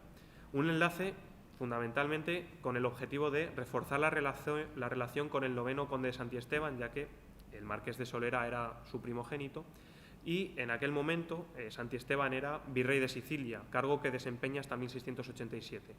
Un cargo de suma importancia y más teniendo en cuenta que el conde lo había asumido inmediatamente después de ser sofocada la revuelta de Mesina. De nuevo vemos el entroncamiento de la casa de Medinaceli con un personaje que desempeñaba un papel fundamental en el escenario italiano. Es curioso los intereses de Medinaceli en el ámbito italiano, ya que vemos este enlace, vemos el que tiene también con el conde de Melgar, también podemos tener en cuenta el que tiene Lorenza de la Cerda, otra de sus hijas, con Filippo Colonna en 1681, hijo del condestable Colonna, Lorenzo Onofrio. Otro de los enlaces, Ana Catalina de la Cerda, no confundir con la hermana de Medinaceli, se casó con Pedro Antonio de Aragón, del que hemos citado antes la frase de tratóme como válido. Este enlace tuvo una importancia clave, sobre todo para resolver la disputa legal entre la esposa de Medinaceli por el ducado de Cardona y Segorbe. El litigio finalizó con la cesión de los títulos por parte de Pedro Antonio a cambio de una compensación económica bastante sustanciosa y el matrimonio con Ana Catalina. Además, estrechar lazos con el linaje de los Aragón, más allá de resolver este pleito territorial, suponía el intento de conseguir el apoyo de uno de los principales actores políticos del reinado y también uno de los consejeros de Estado más veteranos. El marqués de los Balbases es otro de los nobles que emparentan con Medinaceli a través de este, y parafraseo, ejército de hijas, que en este caso Carlos Felipe Espínola Doria y Colonna casó en 1682 con Isabel María de la Cerda, un noble de ascendencia genovesa, también con intereses en Italia y un miembro también del Consejo de Estado. Vemos, por tanto, también la importancia que le da Medinaceli a la hora de comunicar o emparentar o relacionarse con el Consejo de Estado, una instancia de poder fundamental. No cabe duda que el marqués de los Balbases era un buenísimo candidato para convertirse en un aliado de Medinaceli, tanto por su posición como por su linaje. Atendiendo ya a otros parientes y aliados del duque de Medinaceli, más allá de los que se casan con sus hijas, sobresale, sin duda alguna, su hermano, Tomás Antonio de la Cerda, el marqués de la Laguna de Camero Viejo y conde consorte de Paredes de Nava. En mayo de 1680, tan solo 2 meses después de que su hermano alcanzase el puesto de primer ministro, digamos que casualmente fue nombrado virrey de Nueva España, un cargo codiciado sin duda y en el caso del marqués de la Laguna de Camero Viejo, un muy considerable salto en su cursus honorum. Continuando brevemente con la proyección americana, ¿no?, de algunos de los, digamos, aliados, ¿no?, o esa red de Medinaceli, tenemos que tener presente a Melchor de Navarra y Rocafull, el duque de Palata. No cabe duda de que don Melchor se vio muy beneficiado con la llegada al poder de Medinaceli, ya que en 1680, a los pocos meses de haber llegado Medinaceli al poder, es nombrado consejero de Estado, consejero de guerra, y en agosto de ese año es nombrado como virrey del Perú. La atracción de deudos y la construcción de una clientela no solo fue a través de las estrategias matrimoniales y de parentesco. El duque intentó dar participación en los asuntos de gobierno a algunos de los principales aliados y ciertos personajes con peso considerable en la corte. Uno de los ejemplos más interesantes fue la creación, esta vez sí, de una Junta de Estado exclusiva, presidida por el duque de Medinaceli, a la cual el marqués del Fresno se refería diciendo: aquí, a ver si, vale. Bueno, pues nada, otra vez que se me saltan las diapositivas, fallos del directo. Bueno, la leo yo. Aquí ha empezado estos días una Junta de Estado del duque de Medina, Condestable, Gonzaga, Balbases y Beitia como secretario. Vuestra señoría puede considerar cuánta envidia y rabia habrá traído a los excluidos esta separación del Consejo. Vemos nombres que ya hemos tratado, ¿no? Balbases, por ejemplo, el Condestable. Sin embargo, esta estrategia de recompensa también era un arma de doble filo, porque, como dice el fragmento, se puede ver cuánta envidia y rabia habrá traído a los excluidos de esta separación del Consejo. Recompensar, como estamos diciendo, también supuso la creación de detractores para el duque de Medinaceli. En la repartición de, digamos, el poder o las tareas de gobierno suponía una afrenta para aquellos que quedaban excluidos de las mismas, lo cual irá mermando poco a poco su posición. Como vemos, la junta citada aparece Vicente Gonzaga, que había sido promovido por Juan José de Austria al Consejo de Estado en 1678. Don Vicente había sido, sin duda, un notorio juanista, un notorio apoyo de don Juan, pero parece que tampoco tuvo muy mal acomodo con Medinaceli al subir al poder. Quizás, sobre todo, que Medinaceli hubiese evitado fricciones importantes con don Juan y sus seguidores, ayudaron a algunos de estos antiguos juanistas a acomodarse mejor con el duque.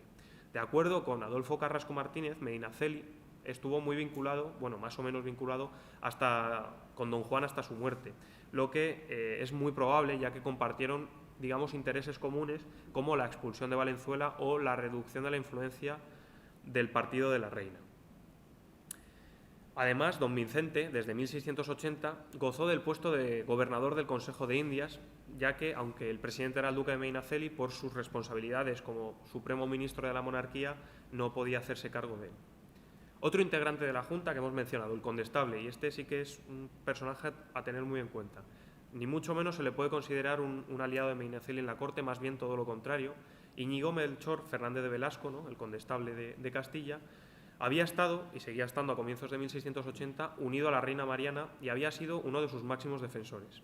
Claramente la subida al poder de don Juan fue perjudicial para él, pero curiosamente logró conservar la mayordomía de la Casa del Rey, lo que le hacía un cortesano de un peso muy considerable. También había sido otro de los aspirantes que disputó con Medinaceli de forma pública el cargo de primer ministro. Es decir, nos hallamos ante un rival claro del duque. Sin embargo, cabe preguntarse por qué incluirle en una junta de estas características. Bueno, en primer lugar, se podría explicar por ser el consejero de Estado más veterano en aquel momento, el Condestable. También podríamos entenderlo como un triunfo de aquellos partidarios de la reina de introducir al Condestable en una junta de gobierno ad hoc creada por el propio duque de Medinaceli. Por otro lado, también cabe la posibilidad de que el propio Medinaceli, teniendo en cuenta la dinámica que hemos comentado antes de su ministerio, de intentar reducir las fricciones, lo incluyese, sobre todo, como estrategia para buscar la inclusión del Condestable, rebajar quizás su animosidad o su oposición y la de su clientela, y de tal manera satisfacer sus ambiciones políticas a través de la participación en esta Junta. Lo que no cabe duda es que en el caso de que Medinaceli no hubiese introducido al Condestable en ella, las desavenencias se habrían recrudecido mucho más. Para finalizar, y a modo de conclusión, habría que destacar que, si bien el parentesco, los enlaces matrimoniales eran una buena base para conseguir apoyos, no siempre garantizaban la colaboración en las estrategias cortesanas y políticas, así como tampoco era garantía de apoyo la dispensa de mercedes y dádivas. La corte era un cosmos cambiante y en constante mutación, y las lealtades nunca eran permanentes ni mucho menos unidireccionales. Un buen ejemplo, ya para cerrar, lo podemos encontrar en el propio conde de Oropesa. En un primer momento aparece muy ligado a Medinaceli, en esa década de 1670, muy ligado a ese partido del rey. Finalmente es uno de los principales impulsores de la caída del duque. Oropesa fue ocupando progresivamente el espacio político en el que se había situado Medinaceli gracias a diversos factores. Uno de los principales, la mala salud del duque. Hacia 1683 sufrió una apoplejía, lo cual le deja bastante tocado a nivel de salud. Por otro lado, el descontento con algunas de las medidas había sido muy popular para el duque, como la devaluación de la moneda. La dificilísima situación de la monarquía en aquel momento. Recordemos que hacia 1683-84 es la guerra de Luxemburgo y la pérdida de una plaza fundamental, lo cual también da muy mala prensa a Medinaceli. Y, por supuesto, la enemistad o la oposición de ambas reinas, de María Luisa de Orleans y de Mariana. En esta situación, el conde logró ser nombrado presidente del Consejo de Castilla por parte del rey, dándose, obviamente, pie a los rumores de la inminente caída del duque de Medinaceli. A ver si esta vez aquí, sí, esta vez sí he acertado. Se decía en una carta, Fernando Aragón y Moncada, ¿no?, el duque de Montalto, decía a Villagarcía en junio de 1680: de aquí puedo decirte haber hecho su majestad elección del conde de Oropesa para presidente de Castilla con total independencia del primer ministro, para el cual no ha sido de su agrado esta provisión. Obviamente. Medinaceli, ante este nombramiento, se irritó muy considerablemente e incluso amenazó con abandonar su cargo si proseguía adelante con esta decisión. El conde de Puñonrostro, al marqués de Villagarcía, le escribía en agosto de 1684: se habla mucho en que el señor duque se retirará, no sé que tenga fundamento más que lo mal que dice que recibió esta provisión su excelencia. Es decir, se había abierto ya una clara brecha entre Oropesa y Medinaceli un año antes de la caída de Medinaceli. Uno de sus antiguos aliados estaba claro que le estaba disputando el terreno político y el acceso al ministerio, aunque Oropesa jamás es nombrado primer ministro de manera oficial como Medinaceli. Desde el 85 hasta el 90 y luego posteriormente juega un papel fundamental junto a Carlos II.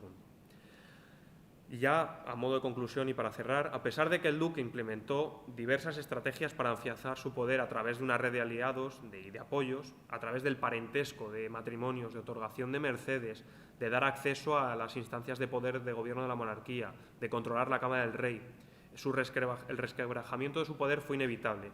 Esto supuso un acicate para este cambio de apoyos y lealtades, lo que muestra claramente el desgaste que el propio cargo de primer ministro conlleva y que suponía para cualquiera, incluso para un grande de España como Medinaceli, con tantos clientes, deudos y aliados. También supondría una reflexión interesante de por qué no se vuelve a proveer el cargo de primer ministro. Quizás nadie lo quería, quizás era exponerse demasiado en la palestra pública que era la corte. Muchas gracias por vuestra atención. Espero que esté todo ya bien. Muchas gracias.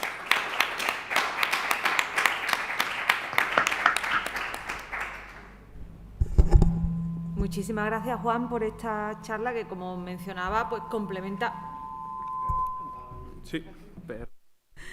complementa muy bien la que hemos recibido antes del profesor Christopher Storrs. Como veis, tenemos una charla que ha sido más general, tratando diversos temas, y una que va más a lo concreto, a un estudio de caso. Y en ese sentido, yo lo que te quería preguntar, Juan, para abrir un poco la veda aquí, también de cara a que los estudiantes, como decía, pues vean cómo trabajamos los investigadores, que nos hables un poco más de tus fuentes, porque he visto en las citas que has puesto del Archivo Histórico Nacional, pero quería preguntarte exactamente eso: ¿cómo se reconstruye, qué fuentes utilizas para reconstruir con tanto detalle además y para darle sentido a la biografía política de un personaje de la corte? Sí, me la pongo yo. Y esta es una pregunta bastante breve, después recopilamos un poco las preguntas que tengáis y ya. Bueno, gracias por la pregunta en primer lugar. Pues. Bueno, no sé cómo. Sí, ¿cómo? Para que te veas a ti mismo, vale, sí, dejamos de compartir. Aquí.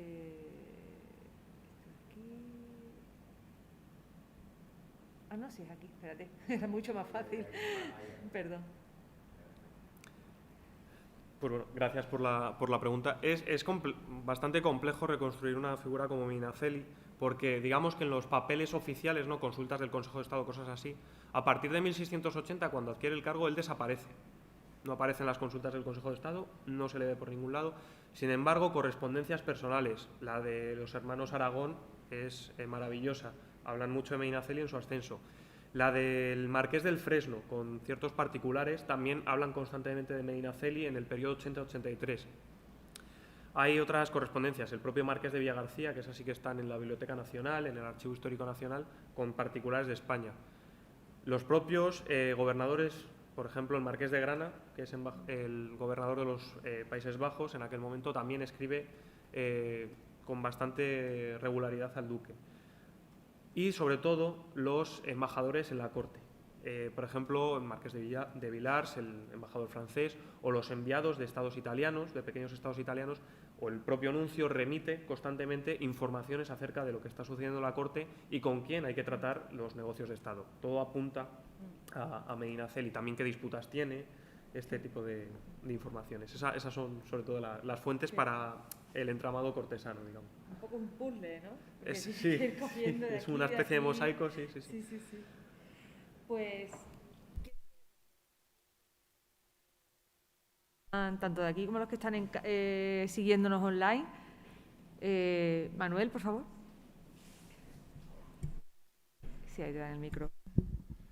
I don't know, Christopher, are you there? Because it's a question just for you and for I don't know if you are there. Yeah, maybe he lives. Bueno, voy a esperar un poco, si no voy a empezar un poco por las preguntas, aunque para ti, vamos, que no son preguntas, algunas consideraciones y luego si vemos que Christopher se puede reconectar, porque parece que está ahí, pero no creo que nos oiga o se ha ido. Bueno, de todas maneras, si no también te las plantearé y porque de consideraciones, ¿no? Aunque partía un poco de una serie de preguntas y de cuestiones que él planteaba sobre lo que son justamente qué es. Me voy a quitar esto, si no veo nada. ¿Cómo puede ser el modelo de carrera o de evolución, o cómo se puede ascender en el seno de esta monarquía? Tú nos has puesto el caso de una persona que ya estaba ascendida de nacimiento, por lo tanto, que puede promocionarse, puede llegar a un gran cargo, pero en cierto modo no respondería tanto, digamos, a ese perfil o a esa pregunta que nos decía un poco, que nos planteaba un poco Christopher. Pero yo sí que quiero que vuelvas un poco a esta cosa que has planteado de minimizando la importancia del concepto de primer ministro con respecto al de valido, porque yo creo que aquí tenemos un poco el predominio del modelo francés que se está imponiendo ya en Europa, ¿no? Un modelo mucho más ejecutivo, mucho más administrativo, y en el que las cualidades que tenía el valido, que eran sustancialmente personales, sin desaparecer, ya no tienen por qué ser las protagonistas. Es decir, siguiendo un poco la estela que habla Haro, yo por eso creo que está muy bien considerada esa visión que tienes de ver pues la continuidad entre el modelo de Haro y la forma de gobernar de Medinaceli,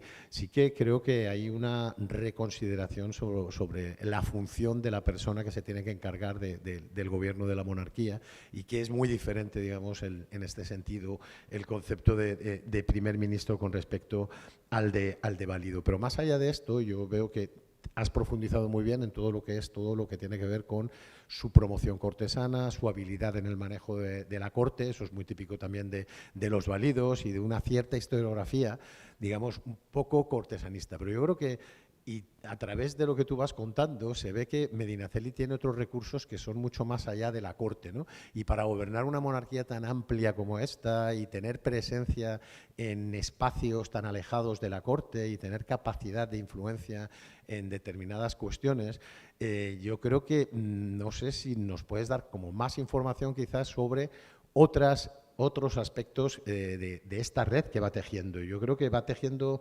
redes. Ahí ha aparecido el nombre de Beitia, por ejemplo, ¿no? Beitia de linaje, el del norte de contratación, el que conoce también en un contexto de reforma sustancial de todo lo que es el comercio con América, y este está muy cercano a Medinaceli, que no hay que olvidarlo también, que es una persona que es capitán, como tú muy bien has dicho, de la mar Océana, y por lo tanto controla, digamos, Andalucía, aparte de sus sus territorios señoriales que tienen ese espacio, y por lo tanto es una persona que, para lo que es uno de los focos fundamentales del comercio, de las relaciones y del vínculo de esta monarquía con las potencias marítimas, especialmente con los holandeses, con los ingleses, es muy importante. Entonces, yo creo que qué peso le das también a la capacidad que tiene o qué estrategias tiene Medinaceli a la hora de insertarse en los entramados mercantiles tan poderosos que están vertebrando y controlando cada vez más esta monarquía, especialmente a partir de Westfalia. A partir de Westfalia, las concesiones a los holandeses y la penetración masiva de comerciantes y de entramados mercantiles, que eran una tradición, los genoveses ya lo hacían, los judeoconversos, pero la competencia, el comunitarismo cosmopolita que va a haber ahí de redes en el seno de la monarquía, suponen un cambio sustancial, y yo creo que es muy importante en la promoción o en la capacidad de promoción de esta gente, ¿no? Y bueno, esto estaría, veo que Chris todavía no está ahí, así que yo le quería un poco preguntar. No está. Bueno, venme contestando a ver si se conecta, y yo, si no, le hago la otra. Bueno, pues gracias, Manuel, por la apreciación. La verdad es que el primer punto, la diferencia o complejidad, ¿no?, entre el término primer ministro válido, es curioso el debate, porque claro, como bien has dicho, el válido es alguien que se sitúa en la esfera extraoficial, ¿no?, de confianza, de intimidad del soberano.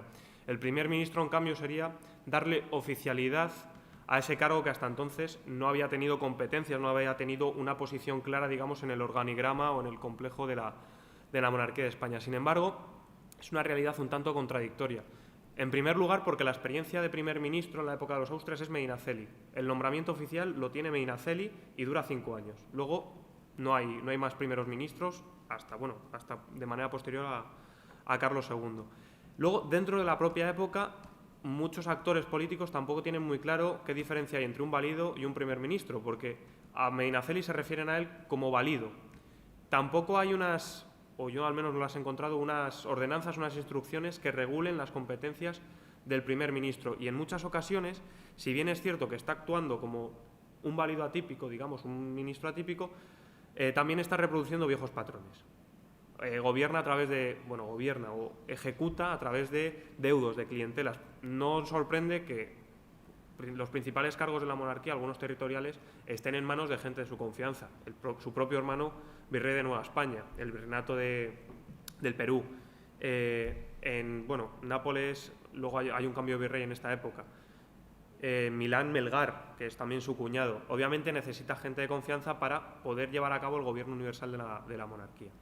Luego me has comentado los entramados mercantiles, ¿no?, en relación a Medinaceli. Bueno, Medinaceli controla buena parte de la costa andaluza, y sin lugar a dudas su posición en relación al Consejo de Indias es clara. Medinaceli se lucra, obviamente.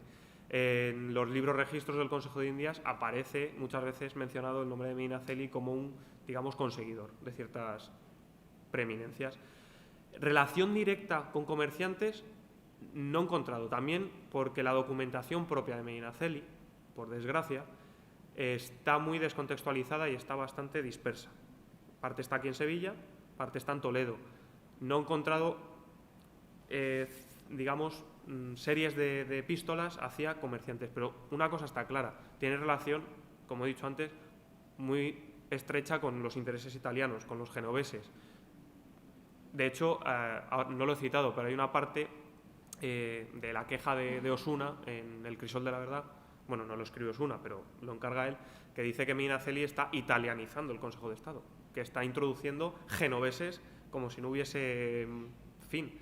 Por tanto, obviamente tiene relación con los entramados mercantiles en su propio beneficio, les impulsa, pero no he profundizado aún, porque estoy a mitad de mi tesis, en esa red. Obviamente hay relación, obviamente hay fuentes aquí en el Archivo General de Indias, y que se lucra, eso está claro, porque se ve, y que impulsa o que a él se acercan ciertos linajes, ¿no?, mercantiles, que luego sí que es cierto explotan sobre todo en el siglo XVIII, después de Carlos II, está claro. Pero más allá de eso no podría darte más detalles.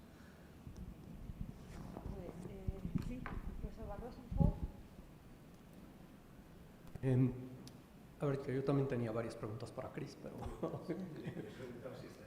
Sí. Pero mientras vemos si Chris reaparece, también un par de preguntas o comentarios para Juan, ¿no? A ver, que simpatizo mucho con las dificultades de reconstruir redes en este contexto y la cita que pusiste de la sátira del uso de las hijas para los desposorios me pareció sensacional y directamente relevante para uno de los gobernadores provinciales con los que estoy trabajando, que hacen lo mismo, ¿no? Pero en términos de cómo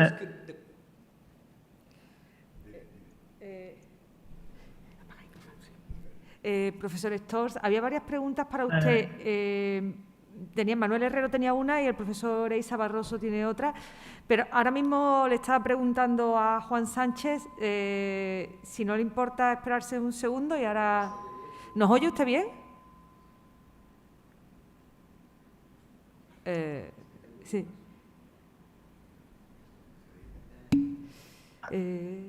Bien, pero es difícil escuchar con el sonido. Vale, de acuerdo. Ahora le aviso yo cuando esté la pregunta lista y vienen aquí los asistentes a preguntarle. De todas formas, si quiere subir aquí, profesor Barroso, y pregunta desde aquí, va a ser mejor. Y así le hace la pregunta a los dos. Sí. ¿No va a ser un acoplamiento? Sí.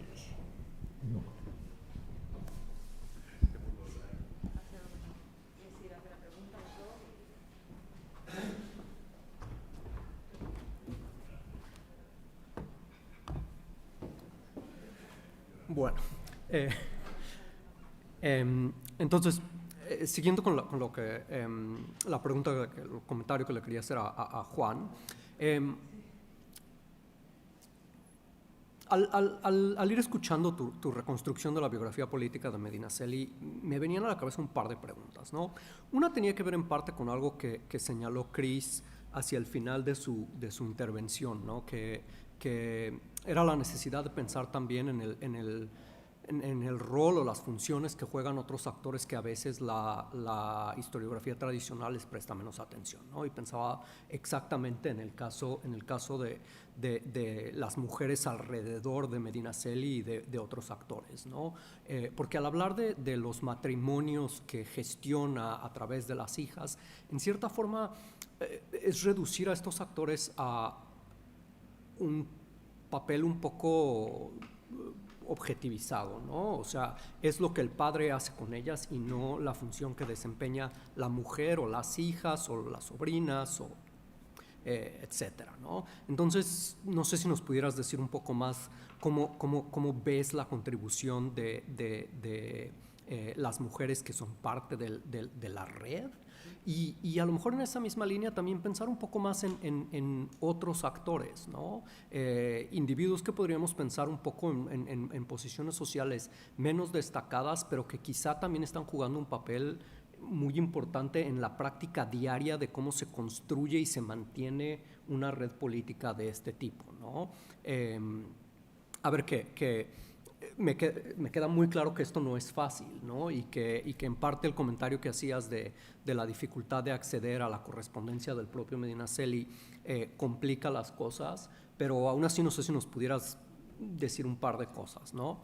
Y el otro punto que va relacionado con eso es toda esta corriente de la nueva biografía y en parte algunos de los estudios más contemporáneos sobre migraciones, sobre estudios longitudinales de las vidas de las personas, empiezan a señalar o han venido señalando que a veces al escribir biografías tendemos a, por un lado, sobreestimar el significado, la importancia, el peso de la capacidad decisoria por encima de lo que suelen ser accidentes o cuestiones imprevisibles, ¿no?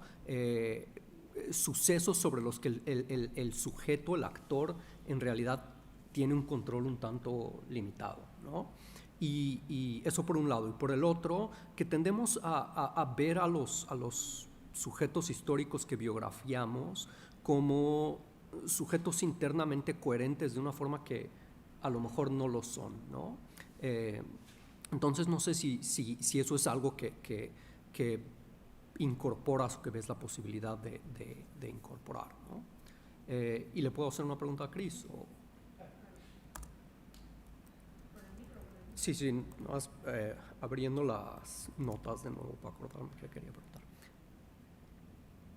So, Chris, if you can hear me. So that was a fascinating talk, but I did have a couple of questions. Partly, I suppose, just to try and be a little bit provocative, and especially on things that you've said and you've told me before a few times. So the first one was, as you came towards the end of the talk, and you asked whether we should see the grandees and other members of the high nobility as trying to do their best, rather than, as the historiography has often seen them, as individuals who are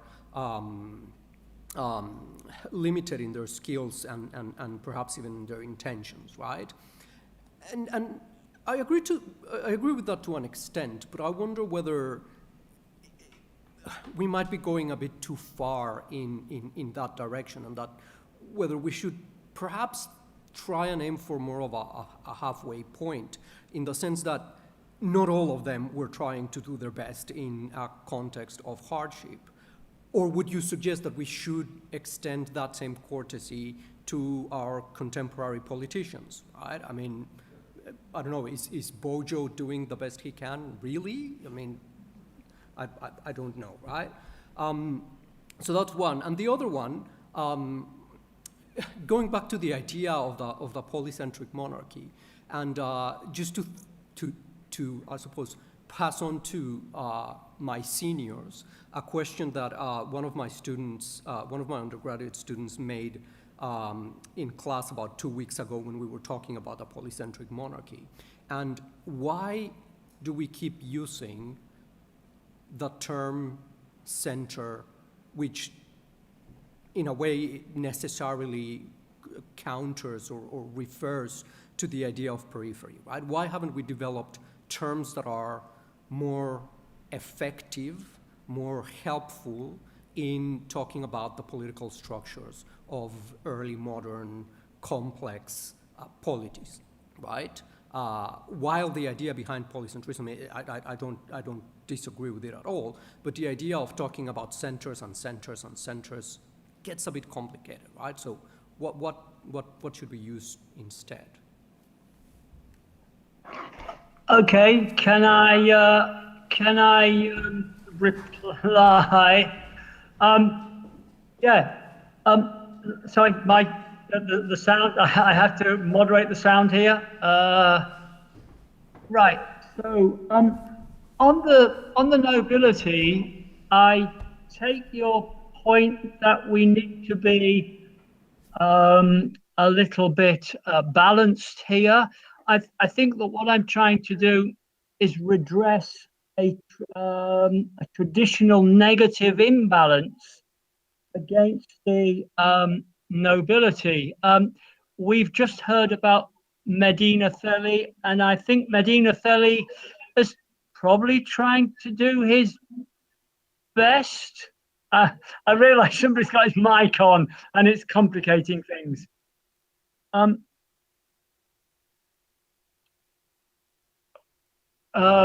Okay, I'll carry on. Yeah, I think that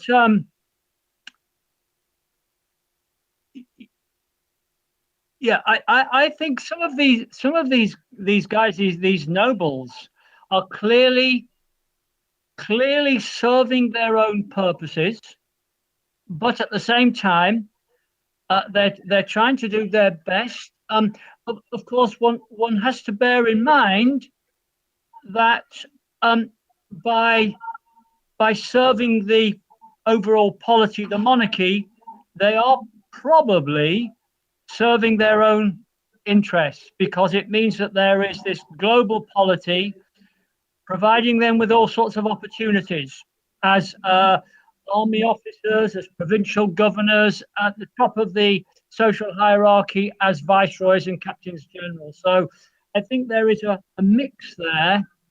On the question of the centre, I think it's where the royal court is where the key decisions are being made in these, particularly in the princely states. And so all the information is coming into that centre. That is where most of the key decision making is being coordinated, where the key interests are being, as it were, decided. So I think we have to hang on to this notion of a central centre, as it were. We've got too many centres, I think. This is truly polycentric. But there is, I think, no getting away from the fact that we have this capital centre, whatever we want to call it, which is where things happen in a way they don't elsewhere. I mean, is that, well, what do other people think?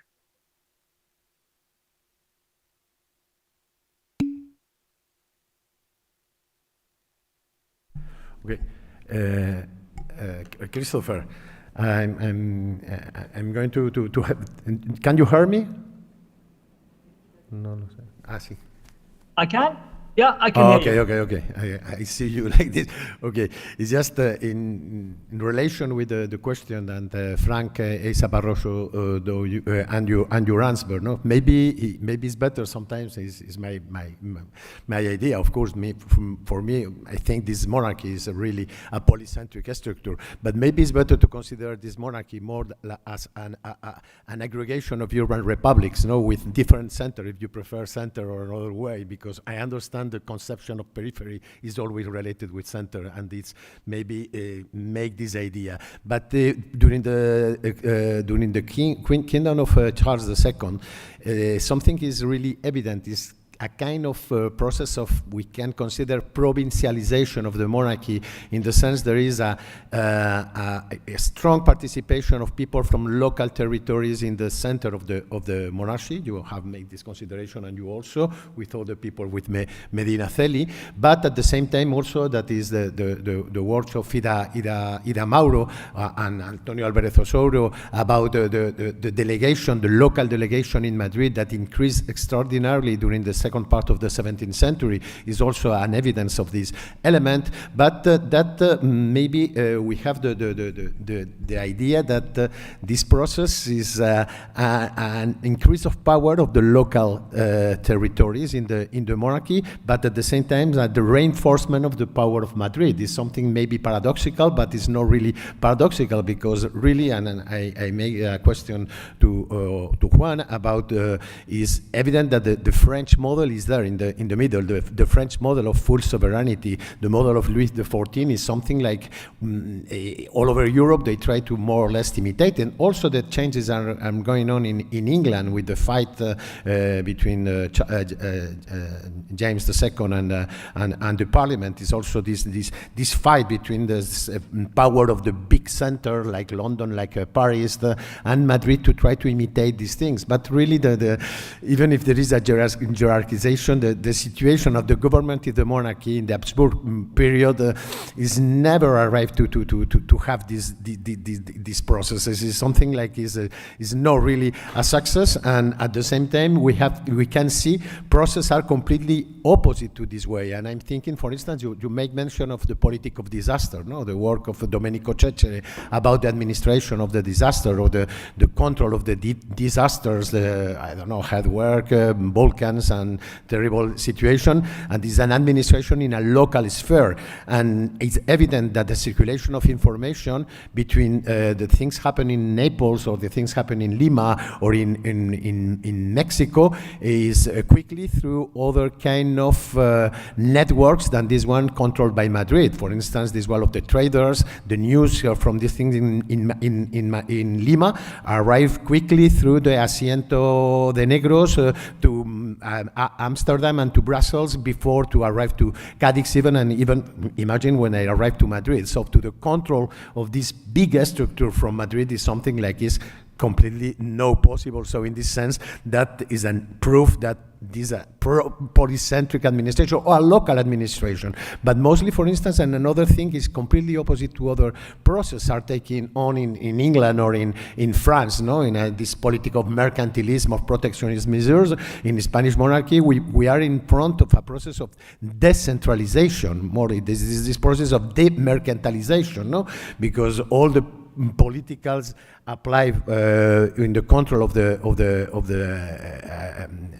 trade to America in this moment is an open to other kind of cosmopolitan group of traders like the Dutch, like the English, that are taking more place. And the politics done in Madrid, mostly by Medinaceli, for instance, is a deregularization of the control of the Carrera de Indias. There is a limitation of the price of the Avería. There is the introduction very strong of the Asiento de Negros. Is a very strong aggressivity against the control by the Spanish monarchy. So we are in front of processes are completely the opposite of that. And just another question. Sorry, it's very long, but I was very interested in your intervention. You speak about the political culture and something like a stability in the Spanish monarchy. This stability maybe is okay. We can see it maybe in Castile, even if there are, I don't know, Eloise Hermont or other work speaking about this political pamphlet and this political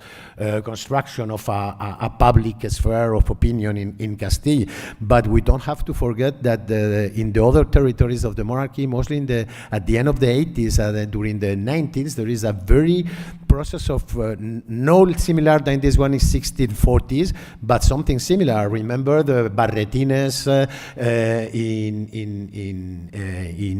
in Catalonia, the Segunda Germania in Valencia, the revolt in Brussels in the 1698, the revolt in Mexico in 1692, but not just this one, the strong one in the capital, but other one and also, for instance, the Motín de los Gatos that is again in Madrid. So there is some kind of instability at the end of the century that is something they don't allow to speak in a very stable situation that maybe in Madrid, okay, know that, but okay, I think is something complicated. That is a proof again of the power of the local and the administration of the control of this revolt in a local sphere again.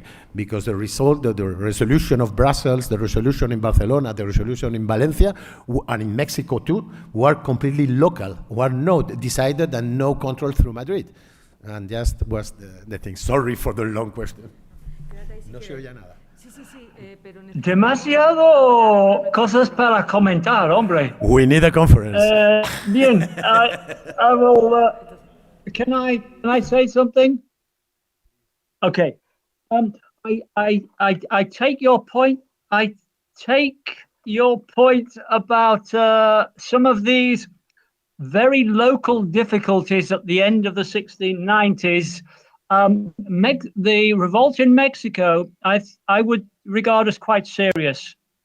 But I think some of these other things, I think you maybe need a conference or a seminar on what is a revolt, because I think some of these turbulences you've referred to are not as serious as, well, I don't think they're as serious as you're saying they are. But throughout Castile, it's pretty stable, but I take your point. Generally, there's a stability. And again, I think in response to that earlier question, I'm trying to counter a certain historiography which sees the reign all the time through this very negative lens. And I think we just need to get using my Scotticisms here, a wee bit of rebalancing. Sorry, Manuel, one other thing, it occurred to me, you're talking about the circulation of information. One of the interesting things there, una de las cosas más interesantes es que hay diferentes comunidades de opinión, de oportunidad para obtener información. Así que, por ejemplo, comerciantes son, como se puede decir, privilegiados en sus círculos de información. Es posible que en ciertas situaciones tienen información más pronto que los políticos. Es posible, creo. Pero Manuel has ofrecido tantas cosas para comentar que he olvidado casi todo. Don't worry, Pero don't no worry. es problema, ¿eh? Ya está. ¿Tú quieres decir algo? Responder a Sí. Frank. Responder a la pregunta que me ha hecho Frank. Muchísimas gracias por realizarla, porque uno de mis mayores temores a la hora de plantear la charla era que las mujeres, ¿no?, de la Casa de la Cerda, de la Casa Medinaceli, quedasen o diesen la impresión de que son meros enlaces matrimoniales, y ni mucho menos. Obviamente el tiempo era el que era, pero por ejemplo la mujer del duque de Medinaceli es sumamente atacada, sobre todo a partir del 83, cuando he dicho que Medinaceli ya tiene graves problemas de salud, porque dicen, sobre todo las sátiras de la época, que ella es la gran dispensadora de mercedes en la corte, que si tú quieres algo tienes que ir a la duquesa a pedírselo, no al duque.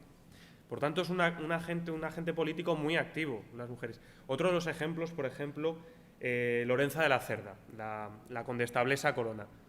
No es ni mucho menos un mero enlace matrimonial, juega un papel fundamental en la corte romana, y de hecho el embajador en Roma, no sé si era Carpio en aquel momento, le rinde unos honores de primer orden, no solo por ser la mujer de un colonna, sino también porque es la hija del primer ministro.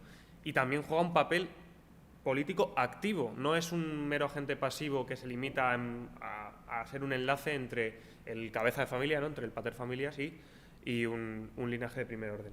Luego también me has preguntado acerca de la biografía, ¿no?, de cómo la nueva biografía o la nueva manera de enfocar la biografía. Una de las cosas que me he tenido que intentar grabar a fuego es que no todo es Medinaceli. O sea, en aquel momento, sobre todo cuando empiezas a meterte en el tema, en este caso Medinaceli, crees que todo lo que sucede entre 1680 y 85 es Medinaceli, y ni mucho menos. Aunque él es el primer ministro, hay grandes espacios oscuros en los que él no interviene o no tiene capacidad de intervención. Por otro lado, es una persona como cualquier otra con sus contradicciones. Se adapta a las circunstancias. El Medinaceli de 1675, de comienzos de la creación de la Casa del Rey, no es el Medinaceli del 80, ni mucho menos el del 85. En función del panorama político, Medinaceli adopta una actitud u otra. Por tanto, a la hora de establecer un discurso acerca de su persona, de su vida, que por cierto, la tesis es de Medinaceli, pero digamos que es la excusa, ¿no?, para estudiar los inicios de la década de los 80. Es un hilo articulador excepcional, pero es un estudio también del ambiente, de la monarquía en aquel momento y de la corte.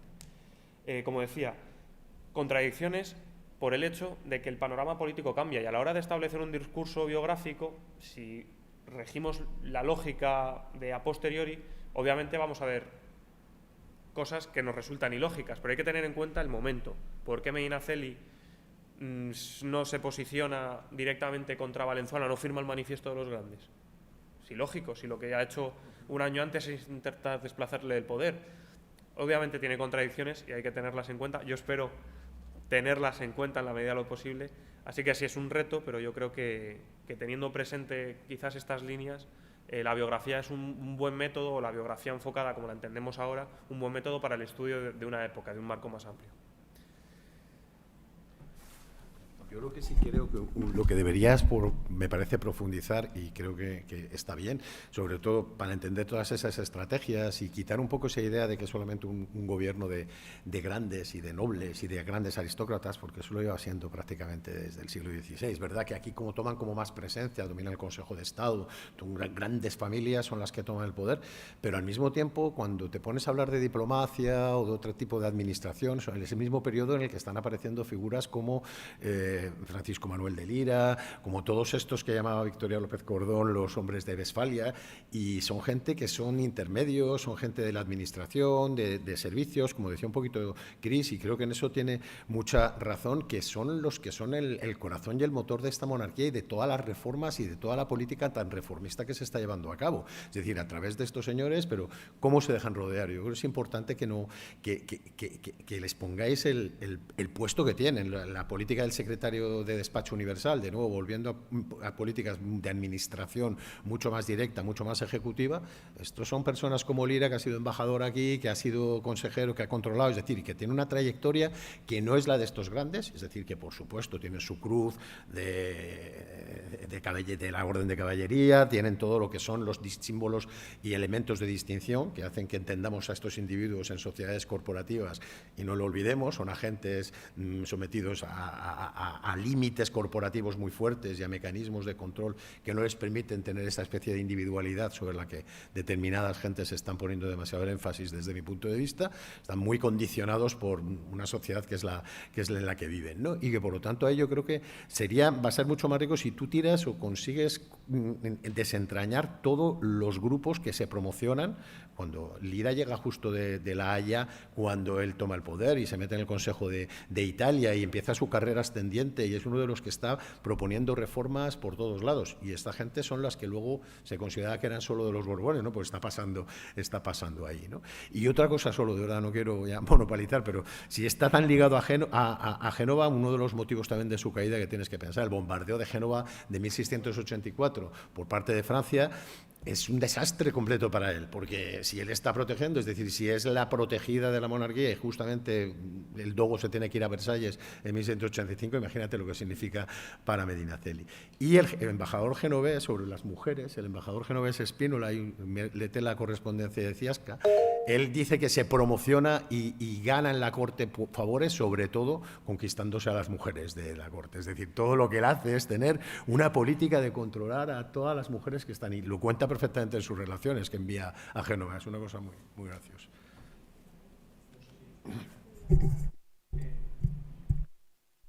Bueno, gracias, Manuel. Contesta si quieres. Vale. Muchas Contesta y ahora te pasamos la palabra a Cris. Gracias, Manuel, por las indicaciones. La verdad es que el tema de, digamos, los hombres que hasta ahora se han tenido en un segundo orden y no se les ha dado quizás la relevancia que realmente tienen, ¿no? Los secretarios. Cuando muere Jerónimo de Guía, del despacho universal, la pugna por poner un secretario, o sea, para que Beitia llegue al puesto de secretario del despacho universal, es una verdadera guerra en la corte. Un puesto que en principio, obviamente es importantísimo, pero no lo va a detentar un grande de España. Lira, bueno, las correspondencias de Lira, aparte de que son una delicia en muchas ocasiones porque tiene una vena literaria bastante acusada, por supuesto, en la época de Medinaceli accede al Consejo de Italia y no sé si recuerdo mal, la Secretaría de Estado parte de Italia. Sí, también. Y está dispensando la información de una manera muy interesante en la corte. Sí que los tengo en cuenta, pero el cosmos que rodea a Medinaceli es tremendo. Y va a llegar un momento en el que tenga que empezar a seleccionar la información. Génova 1684 es uno de los puntos que no he mencionado, pero obviamente es fundamental. Además, Medinaceli, en la corte, bueno, como primer ministro, dice, sí, bueno, han bombardeado Génova, pero hemos conseguido enviar un socorro desde Milán, 300 hombres, que lo único que hacen es apagar los incendios que están provocando el bombardeo. No está mal, ¿no? Obviamente es uno de los grandes golpes para Medinaceli porque además desde más o menos las consultas de Consejo de Estado, desde más o menos el 75-76, ya a comienzos de los 80 están diciendo Génova es fundamental. Como caiga Génova, caen los presidios de la Toscana. Como caigan los presidios de la Toscana, no hay comunicación Nápoles-Milán. Va a ser un lío. Y cuando bombardean, que llevan desde el año 82 diciendo van a bombardear, al final es otro de los grandes puntos por los que cae Medinaceli. Luxemburgo y Génova son los dos reveses que, digamos, que le dan la puntilla al primer ministro. Y no sé qué más y yo creo que Cris, please. Bien, un momento. Para mí, los tumultos, se dice, ¿no? En español, son, como si se puede decir, normal, regular, en las sociedades del antiguo régimen. Así, lo importante para evaluar el nivel de estabilidad o el contrario es la seriedad de este tumulto, em, se puede decir.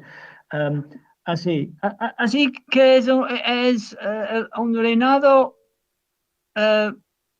estable. Hay muchos tumultos, pero también en la Francia de Luis XIV, en la época de la guerra de los holandeses, hay revueltas en el oeste contra las demandas de dinero. Otra cosa, Manuel, has hablado de la provincialización de la monarquía al final del reinado de Carlos II, pero todavía lo importante es lo que pasa en Madrid, en los consejos, sobre todo del Estado. Y lo que me sorprende es que la representación de las provincias, queremos utilizar esta palabra, es que la representación es en la mayoría de hombres que han gobernado en estas provincias. Ha sido una representación de arriba más que de abajo, si se puede hablar así. Una observación o pregunta para Juan. Para mí, Medinaceli es el menos conocido de todos los válidos. Y yo quiero saber por qué. ¿Es un problema de la historiografía o es en realidad un valimiento muy distinto? ¿Cómo has hecho una comparación con Luis de Haro? Y él también es un válido no tan conocido, célebre, como Lerma, Olivares o Valenzuela o Oropesa. Oropesa es más conocido para mí que Medinaceli. Y ese es curioso.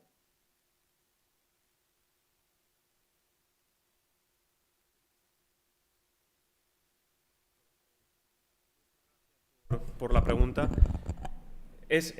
Cuando comencé la tesis, típicamente realizas un estudio bibliográfico de qué hay escrito sobre de Medinaceli. Se había tocado a Medinaceli en relación a la hacienda, ¿no? Cuando devalúa la moneda, medidas fundamentalmente económicas. Hay un único capítulo del libro sobre Medinaceli, digamos, en corte, ¿no? Su papel de primer ministro. Yo, cuando empecé la investigación, dije, vale, ya sé por qué no está investigado Medinaceli. En primer lugar, las fuentes. Es bastante complejo acceder a Medinaceli a través de las fuentes. El grueso de la documentación, digamos, política, más allá de pleitos territoriales de la casa de Medinaceli, estaba en el hospital de San Juan Bautista, el Hospital Tavera en Toledo, que estuvo cerrado muchísimo tiempo, hasta hace 4 días. Luego también, como digo, en la documentación oficial, Medinaceli desaparece en su ministerio, no aparece por ningún lado, ni en consultas de... Bueno, alguna referencia de se le ha enviado un papel al duque y se va a ver en el consejo, pero lo que es su papel dentro del gobierno de la monarquía es muy complicado. Quizás también ha tenido mucho que ver, ¿no?, la historiografía de Gabriel Maura, ¿no? Reduce el ministro de Medinaceli a algo irrelevante. Es un mediocre que, bueno, está ahí por casualidad y no le da más importancia. Durante mucho tiempo, por desgracia, ha permanecido esa visión de mediocridad del duque. Ha ido retomando a la par que se ha revalorizado el reinado de Carlos II, porque también es una tendencia general. Hasta hace, digamos, un tiempo reciente, el reinado de Carlos II lo estudiaban 4 personas. Parece que en los últimos años ha ido ya teniendo mayor efervescencia, y yo creo que a raíz de eso hay gente que está estudiando figuras más concretas, en mi caso Medinaceli, en el caso de otras personas, otros personajes relevantes que no ha tenido tanta estudio. Y luego yo creo que la comparación, sobre todo con Luis de Haro, yo creo que es muy apropiada, porque el de Medinaceli es un ministerio radicalmente distinto en ciertos sentidos, pero como he dicho, también reproduce viejos patrones. Pone a sus deudos en lugares clave, favorece la promoción de ciertas personas, se reviste de los mismos cargos palatinos necesarios para el control de la persona del monarca. Pero claro, el punto, digamos, legal es novedoso, porque le han dado un cargo de primer ministro oficial el 21 de febrero de 1680, lo cual es una novedad en la monarquía, nunca se había hecho eso. ¿Qué conlleva? Ni ellos mismos lo saben. No he encontrado ordenanzas, no he encontrado ningún tipo de limitación de su poder, y además en función de su propia salud intervienen unas cosas o no. Vuelvo a decir, su propia situación personal, la apoplejía, es fundamental. Es que se tira, hay veces que está 4 meses en cama sin poder hablar. Una persona en esas condiciones difícilmente puede gobernar muchas veces. Pero aún así, yo soy, y ya retomando la pregunta de Stors, creo que se ha debido un poco a la tendencia general en la historiografía. Ha sido un reinado que hasta hace poco no suscitaba pasiones, como digo, está siendo ya un tema más efervescente, y yo creo que a raíz de eso se está indagando en muchos aspectos que hasta ahora se habían omitido. Pero bueno, muchísimas gracias por la pregunta, la verdad.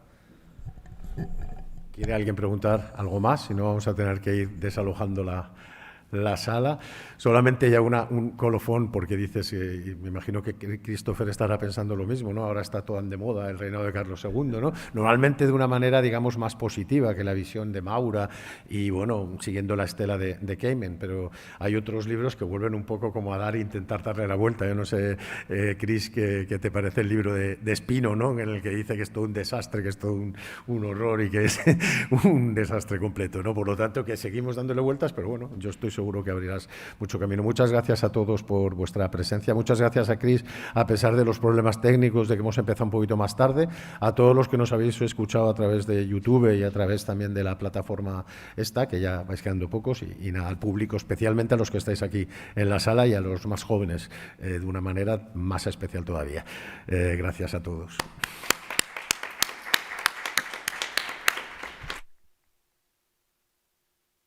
Muchas gracias a ustedes, ¿eh? Sí, es 2 años que no he visitado España, pero en esta situación, hablando así, se empieza a hablar un poquito. Bien, muchas gracias, ¿eh? Muchísimas gracias. Hasta luego.